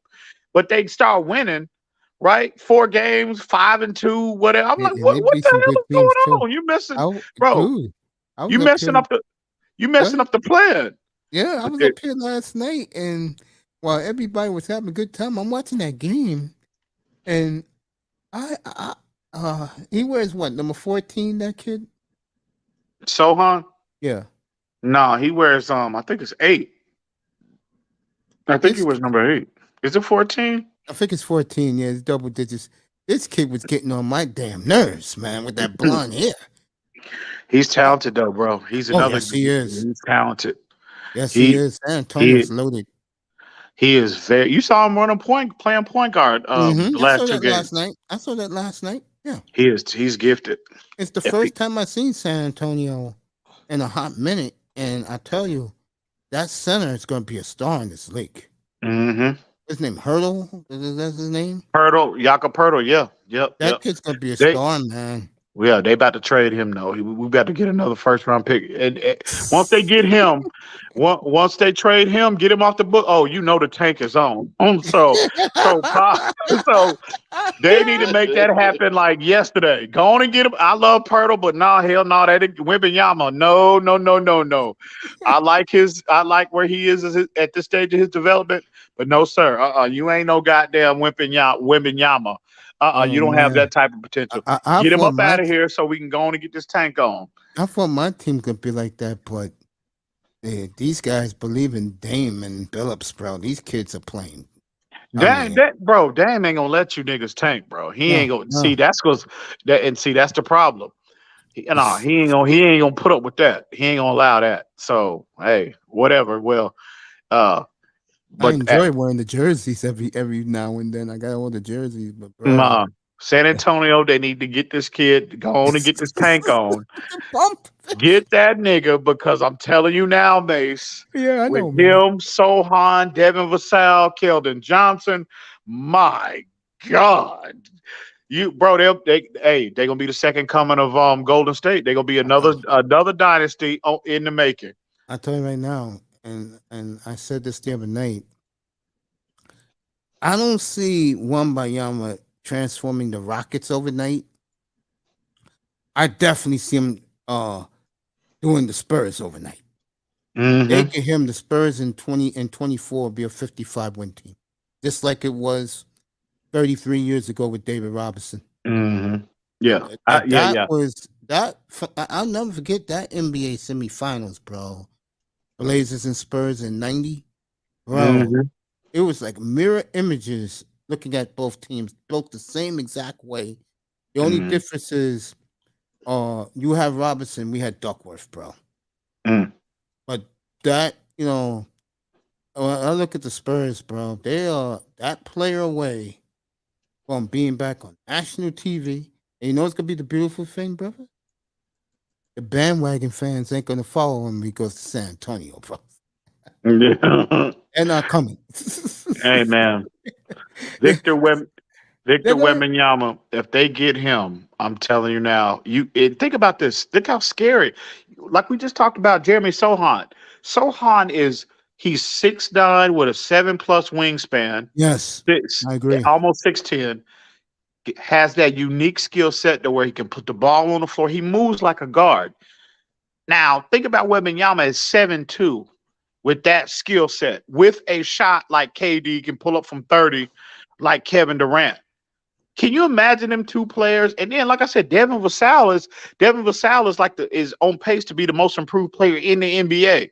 And you got Keldon Johnson averaging 23 now, shooting 42% from 3-point land, right? That is, and then on top of that, you got them promising rookies like, Malachi Branham. David Wesley from he got hurt. He tore his, he had a partial tear of his meniscus. So he's going to be out a couple weeks. But he showed promise, the kid from Notre Dame, their late first round pick. They have got talent on that roster, young talent, and you add Victor Wembanyama to that team. I am telling you now, he's going to be the second coming of Duncan. You already got an infrastructure in place, core players already in place that ain't going nowhere, that are young, hungry. San Antonio will be a highly competitive team next year if they're able to pull that off. I'll say it again. What's the most beautiful thing is people ain't gonna be jumping on that wagon to go to South Texas. Mm. They're not coming aboard, bro, and that's beautiful for you because only you Spurs fans be wearing those jerseys. Yeah. I don't know why. You gotta think selfish sometimes, bro. Yeah. Yeah. I was telling the Blaze, I was telling these guys out here about Shaden Sharp, and I said, "Oh no, don't jump on the wagon, gang. When he's already dunking over the Mhm. place, don't jump. Don't come on this wagon. No, you go root for LeBron. Go over there Yeah. with the second ship in Los Angeles. Over there. Sponsored by You, it. Going you over know, there. it's crazy. It's crazy too, Mace, because you look at this kid, if he lives up to the hype, Victor Wembanyama, Oh, he's gonna live up to the hype. if he lives up to the hype, I mean, he's that generational talent. And see, you Mm-hmm. look at historically, Yeah. like LeBron is now clearly he's on I think his decline has started, right? Yeah. I don't think LeBron is no longer the clear best team player in the league. So he's Not even on a close. decline. So now potentially you got this kid coming in to supplant again, just like LeBron came into the league to take over for Jordan, right? When Jordan was on a decline, LeBron comes into the league, this generational talent, all hyped up and everything.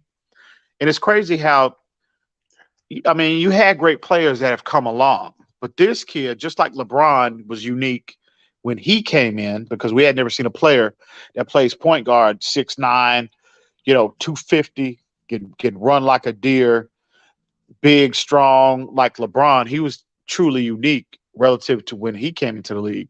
And now you got this. It's crazy how when that LeBron is on the decline, now you have this other generational talent that's about to enter the league. It's I crazy how think that works out personally, sometimes. it's gonna be Giannis's league for a while Oh yeah, before yeah, that kid takes over. But that kid will win more because if he goes to San Antonio, he's gonna win more.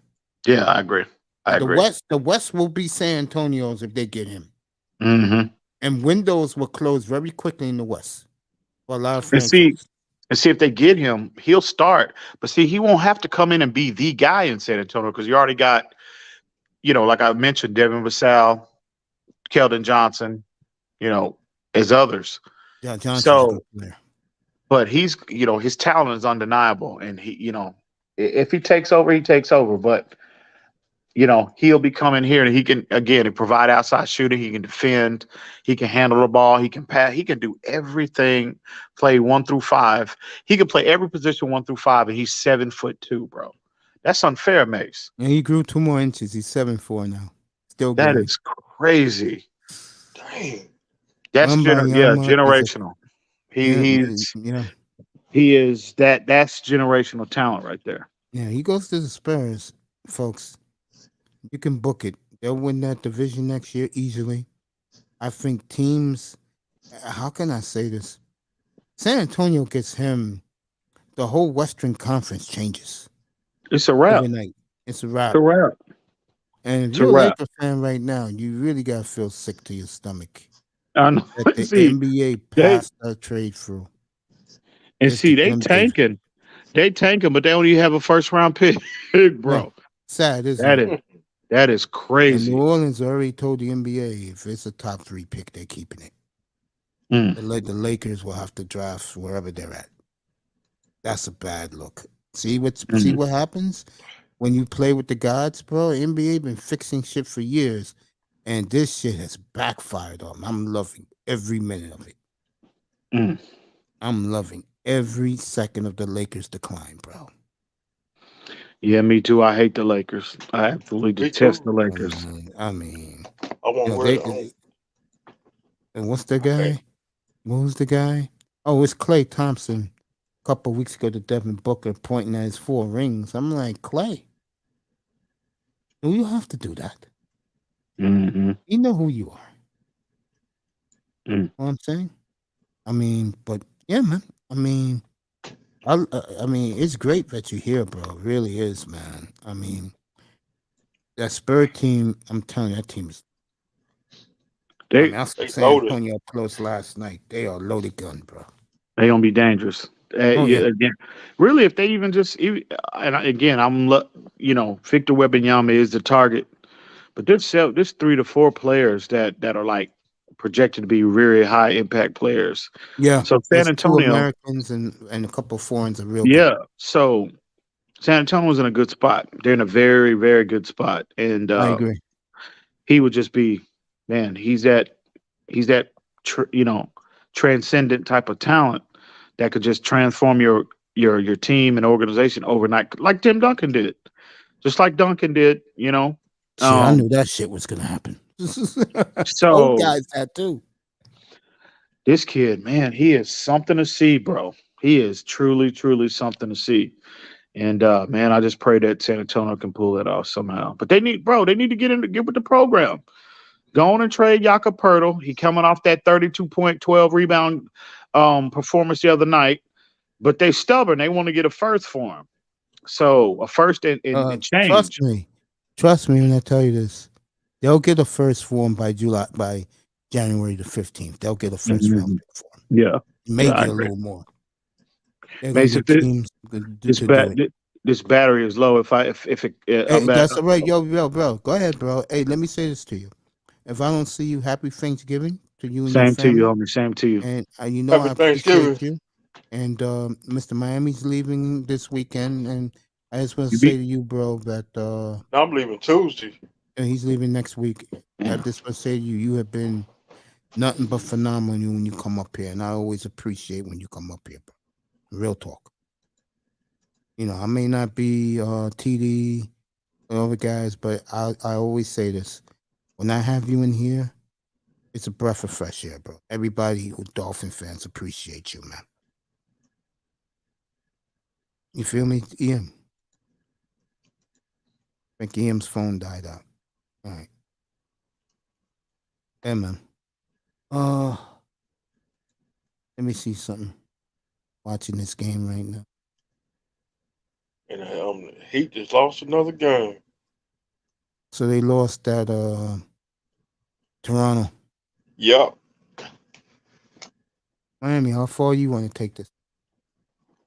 Because I'll be back on tomorrow for Green Bay. I'll be back on tomorrow night. We'll have Green Bay and what you call it tomorrow, folks. Green Bay and Tennessee. Shit doesn't matter. Thanksgiving, I'll have I'll come back.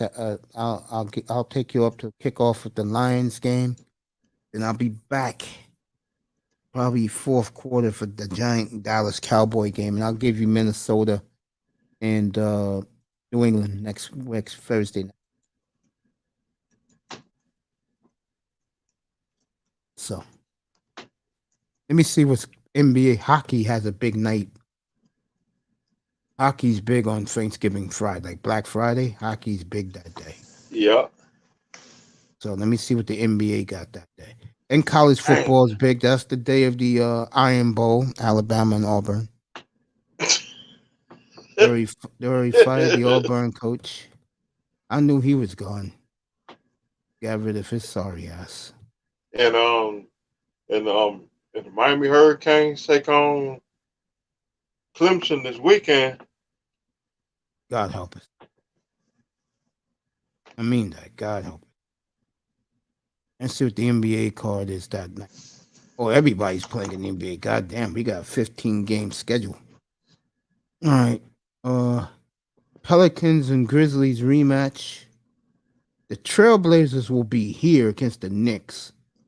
So I gotta give you that game. And everybody's playing the day after Thanksgiving. Pelicans and Grizzlies round 2. I'm looking at the good matchups. Cavaliers are right back in Milwaukee again next Friday. They got beat down tonight. This is for Mr. Miami. The Wizards are playing the Heat. All these games are at 8 o'clock. Dang.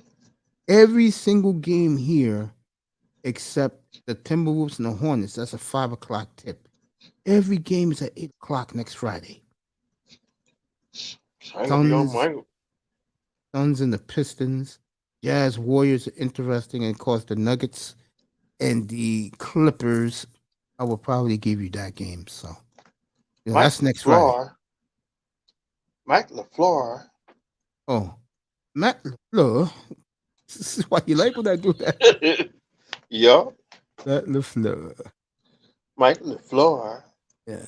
Matt LaFleur cried in the locker room on Sunday after the game. Interesting. And the linebacker for Tampa Bay. Yeah. Devontae He David. um Oh, number I think 45, White. number 45. That's White. Yeah. I think he lost his father Yeah, last week. last week. Yeah, everybody's playing in the NHL that Friday after everybody's playing. Let's see if any game of value. I'll be doing the NBA that night, but there are no good games that day. None. None. That's a shame. These are the Braves. Bring it up, Curtis bring it Blow. up, bring it up. You like Curtis Blow? Yeah. I like it like a couple of songs. I feel Like you. a couple songs from Curtis Blow. I feel you, bro. Yeah, man.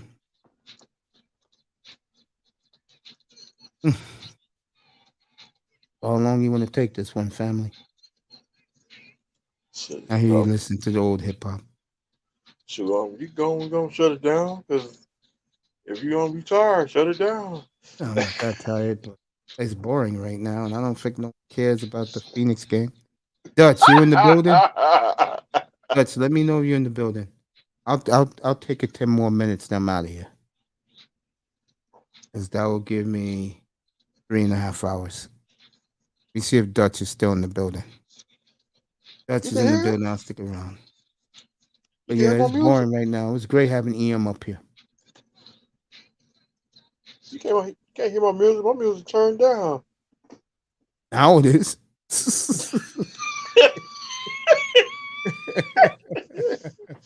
These Bose headphones pick up a lot, bro. Right. Or something like that. Something like that, yeah. Good night, folks. Boston blew out the Hawks. Bucks blew out the Cavs. Knicks are winning in Denver without Jokic there for Sean. Cleveland Browns. Cleveland Browns fans. Thank you for coming down to Miami, and thank you thank you for your money. Or you could go on back to the crib with that You're L. gonna go up and freeze. That's what you're doing. Just freezing, bro. In Cleveland? It's freezing. Hell yeah. Steph Curry with big. You know what it is? If I'm not interested in a team, I really don't get into watching them. I mean, I know I do some strange games up here, but I don't want to do the games where I'm regular, like, hey, like there's a game on ESPN. I'm not doing it. Who's on ESPN? Warrior, Golden State, and Phoenix. Phoenix up by 5. Phoenix up by. Boring ass game. No, I think the game's exciting, but the reason why I'm not into it like I should be is because other teams fascinate me. Plus, my team is pretty damn good. For now. Let me be realistic. For now. Or something like that. Something like that, yes. I mean, a year ago, I'd be pumped up for this game right now. Phoenix and Golden State. What? Makes me doing cartwheels in the yard. Hell yeah, but me of right now, no, this game doesn't really excite me.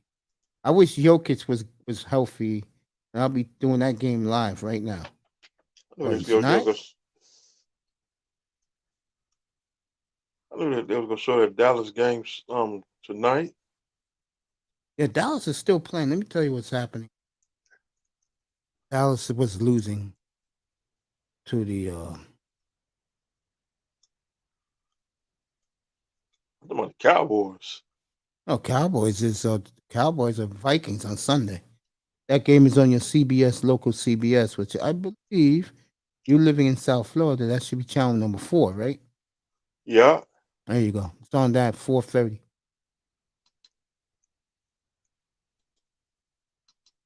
All right, Mavericks are losing by 5 with 5.5 minutes. Can't be losing to the Rockets, fellas. Sunday, Rockets. I'm looking at I'm be watching movies all day. That's what you're gonna be doing here with the Dolphins off. I feel you. Cause Sunday, I I'm mean, just giving people the pregame show, and then I'll make a decision where I come back. Cause nothing to talk about. Dolphins is off.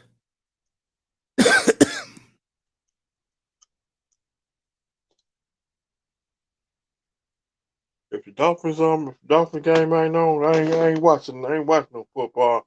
Nah, I love football, man. I gotta watch. Let me see something. She I, brought that lo- up. I love my team. I know that's why I respect you a lot. I respect all you guys, man. It's just a different feel for me again because I live here, and here you get into fights because you don't like the home team, bro. Real talk. And I killed the foreigners 2 years ago. I'll do it again before the playoffs. But they try and talk shit to you. I'll never forget this. This fucking I guess he was some guy from Mexico, bro. He was talking mad shit to me, told me go back to Dallas then. Cowboy fans surrounded this motherfucker. They beat his ass. You hear me, Mr. Miami? Dang. These white boys beat the shit out of him. They said, you leave our boy alone. He's one of the most respected guys in this establishment. But if you want to talk shit, he was still talking. They fucking beat his ass outside. And of course, the police did nothing. Damn. Oh, I love it. Here's my games on Sunday, living here. I'm definitely going to watch the Jets and the Patriots. I'm definitely watching that game. That game fascinates me. The other games don't. It's a boring Sunday. Bears at Falcons, who cares? Panthers at Ravens, who cares? Browns at Buffalo, gotta watch Josh Allen progress. Washington and Texans, who cares? Eagles and Colts, who cares? Jets, Patriots is the good 1 o'clock game. Rams, Saints, Lions, Giants, Broncos, Raiders. These games suck. But then the big game at 4:30, Cowboys at the Vikings. And then the night game is the Chiefs at the Chargers. So I'll probably just do the pregame and then get the hell out. Who's playing? And I'm not watching the 49ers and the Cardinals on Monday. I'm not doing it. I'll be doing the NBA up here Monday. And then I got a one-on-one interview with Grinder on his channel at 25 to 11 Eastern time, Monday night. We going to bed early Monday and Sunday. I may take Monday off too. And just watch the Buck game and then go on Grinder's show.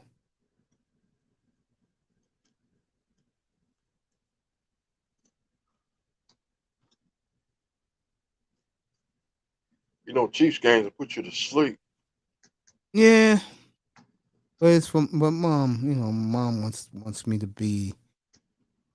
My mom probably I'll probably go with mom's. Thanksgiving's gonna be at mom's anyway. Christmas will be here.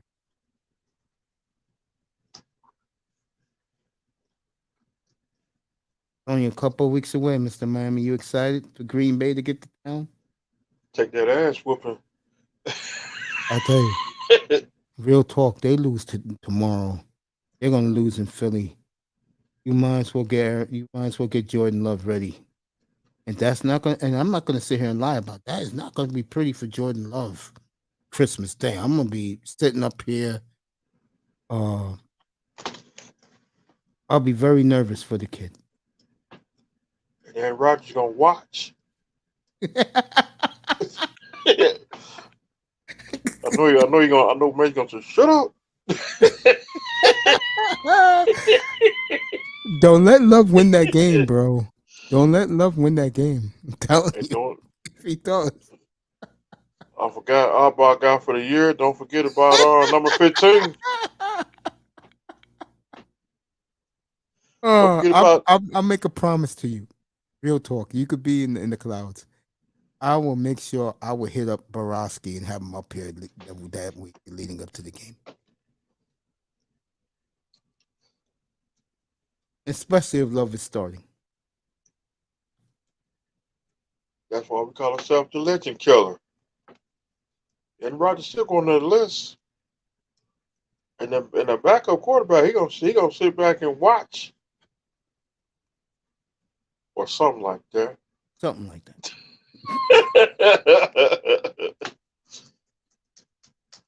And Again, hear Chris.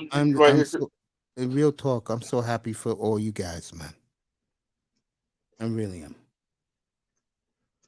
I mean, I'm just so happy for you guys, man. You guys deserve what you are about to get in a very, very beautiful way. Good to see Larry Zonka drinking the champagne on Monday night when the Eagles lost. He sent this picture from Twitter. And he was smoking a cigar. Yeah. All my heroes is leaving the planet, man. And it saddens me, bro. You're never going to get a team like that again. And Patriot fans could say the same thing about their.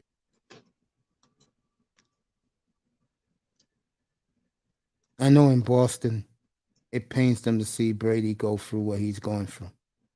Personal life. They love him in Boston. The only guy they love more is Big Papi.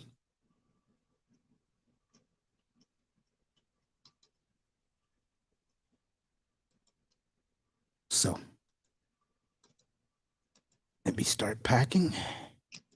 As Carol Burnett will say, glad we had this time together. Or something like that. Something like that.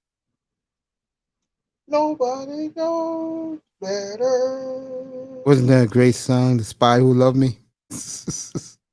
What's that movie on? The Spy Who Loved Me. That's what that song is from. The Spy Who Loved Me. James Bond, Roger Moore. Love football, hate Gators. Look at Raven. That's the movie. That's the song from The Man with the Golden Gun. No, trust me. It's what you call it, The Spy Who Loved Me. Carly Simon sang that song. And I got that song on the CD somewhere. Better. The Spy Who Loved Me. The Spy Who Loved Me. I can't say it. Let me Google it up. Yeah, go ahead. I can't play the song because you get copyright strike. I don't want you to get copyright. I don't think that's the type of song we should play up here, bro.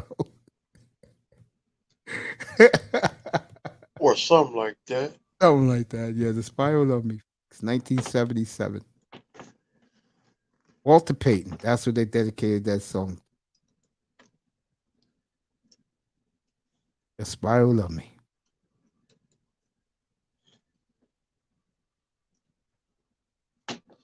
Dang, you right. Damn.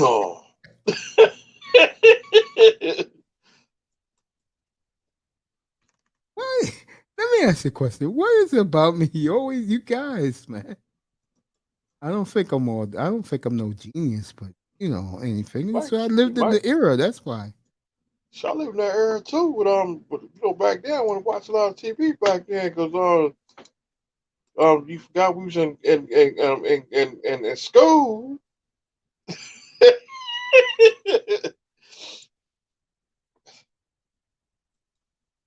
We was in grade school.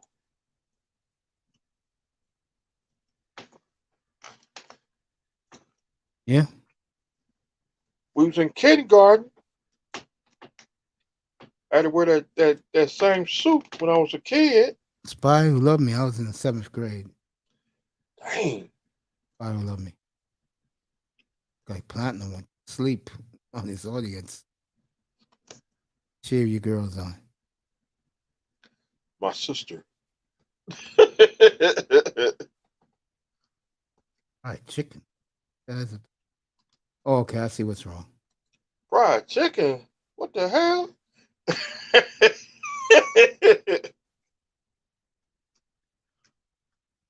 These are the breaks. Break it up, break it up, break it up. There you go.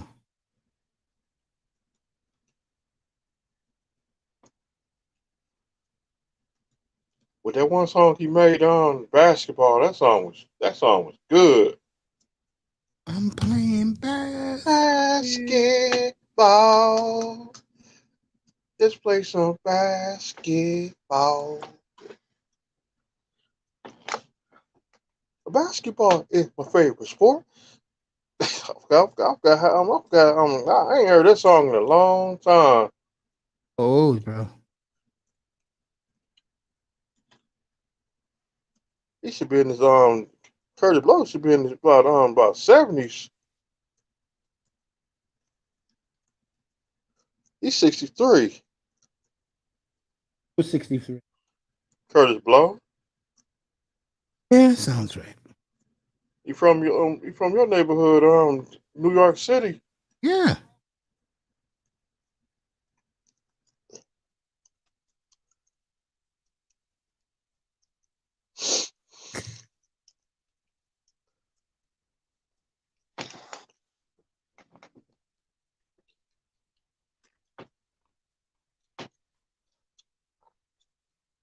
Miami, you like Waffle Houses?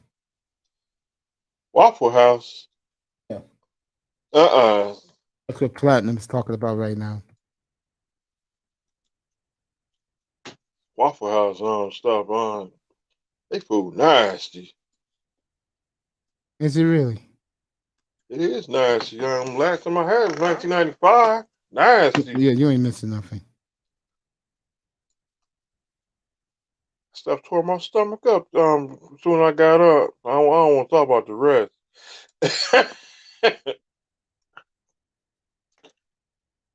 I never eat that stuff again. IHOP. I stopped eating IHOP too. IHOP disgusted.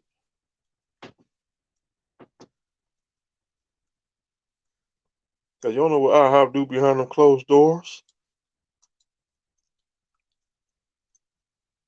Nasty.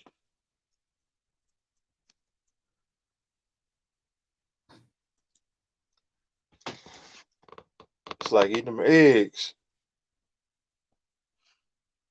You eat eggs, Coach? Ew. Hate eggs. Shit make you Damn. fly all over the place.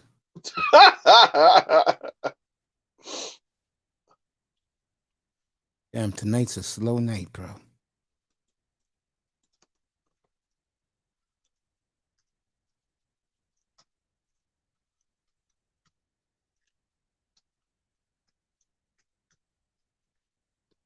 All right, Phoenix. Up 5.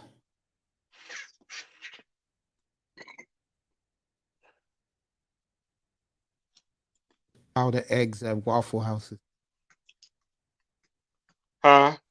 Those eggs at Waffle Houses. Nasty. Disgusting. They cook food in front of you. I know. Especially it's coming out there them eggs the egg yolk come out that carton.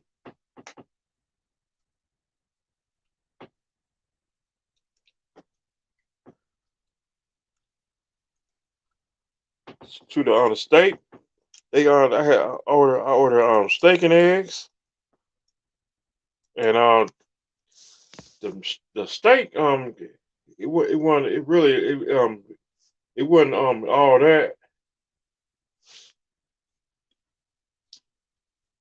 I ate the steak,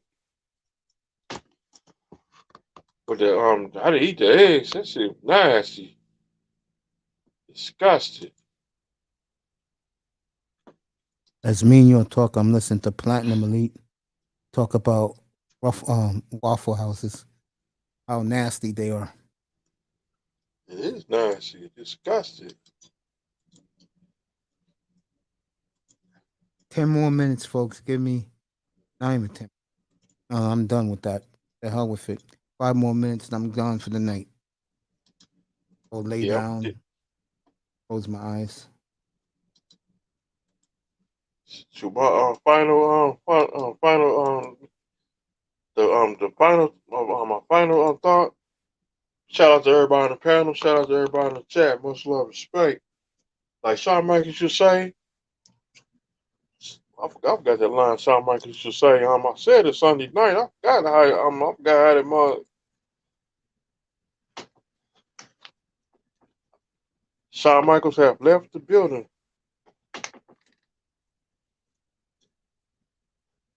We gotta do that oxy drop. We get back. When I get back home. You crazy, man. Shawn Crazy. Michaels have left the building. This is the latest I took my medicine in a while, but I'm going to take it. And I'm going to snack on a bar tomorrow morning after I take my walk. I am going to have me a bag of pork rinds and a can of Coke, can of Pepsi. That would be my breakfast. That would be my breakfast. Damn. That'll make your stomach hurt. And this is the last time we'll see the nasty McRib. For good? Get rid of that. Yeah, it's good. Yep. Yeah. You see China White's on. Platinum is a character. God bless him. You know, something that I wanted to talk about tonight, but I didn't get into. Ian was up here. The one cool thing about doing this is the people along the way. You know, meeting you has been a blessing. Thanks. All right, your girl's on Friday, 6:30, so you can catch her on the way home. The Lions Den. Secrets women keep from men. What time she coming on? 6:30. So you in your car going home, click her on, and you'll see your baby girl's on. She's my baby girl too, but I don't go deep with that with her. I'm not that type of dude. I ain't trying to get no stalker case neither. Mr. Miami, you'll be fine. Trust me, you'll be fine. China's terrific. Let her keep doing her thing. We love you. What's up, Slowfist? Waffle House goes hard. Yeah, that's what Platinum was talking about, how they don't know how to act in Waffle Houses. People act fool. They act like fools. They act ghetto. That's why I don't eat there. Sure, I'm going to eat something like that type of breakfast. I go to the diner. Get me a double order of bacon. Or eat a gas station sandwich. No, thank you. Or go to Publix. If I was living down there, yeah. Every time I go to Publix, I get me a 50-piece wing. They throw the place out the window. You crazy? Off Slowfist in the building. Good to see family. If you missed the NBA tonight, Boston blew out Atlanta. I was pumped up to see what the Hawks can do. They got blown out at home. Milwaukee destroyed Cleveland tonight at the Mecca. Phoenix and Golden State. Cleveland, Golden State. Phoenix and Golden State's going at it right now. Phoenix up by 3 with 5 minutes to go in the first half. Who else is notable? Toronto beat Miami, so Miami continues to slide. And we'll have the Trailblazers and the Brooklyn Nets tomorrow after the football game. Mike LaFleur. Matt LaFleur. It's like a French name. He is. He's French. He's from France. The flu. All right, folks. I love you guys so much. Slofius, EM, Dutch, Raven, Sock Paze, Little Rocks, Joey the Serpent, People in the Clouds. Thank you to EM for joining us tonight.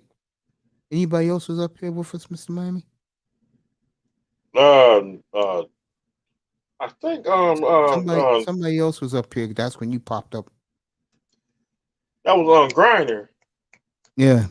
Chuck Grinder's live right now. Thank you to him for coming by. Believe it or not, folks, I'll be back tomorrow night for the Packers and the Titans. That's an 8:20 kickoff. So I'll be on 8:00 tomorrow night. And after that, Portland, let's see if the Trailblazers can keep it going. They're hosting the Brooklyn Nets. So everybody, thank you. I appreciate you all. Go ahead, Mr. Miami. And also keep Melena, Miss That's Melena, right. and our Steve prayers. in your prayers. Yep. That is true. Steve And Lena, somebody else came up here, said they wasn't doing too good. I forgot who it was. But keep everybody in your prayers. Eric Bird. And Eric Bird, that's right. Yesterday, His father was not doing well, so keep him in your prayers. Go ahead, do the sponsors, family. Sponsored by Lean. There you go. No sex, no drugs, no women. I'll see you tomorrow night, 8:00 Eastern time. Packers and Titans only on Amazon Prime. Good night from the Oasis, everybody. Been a long time since I watched Amazon Prime, bro. I haven't done Thursday nights in weeks.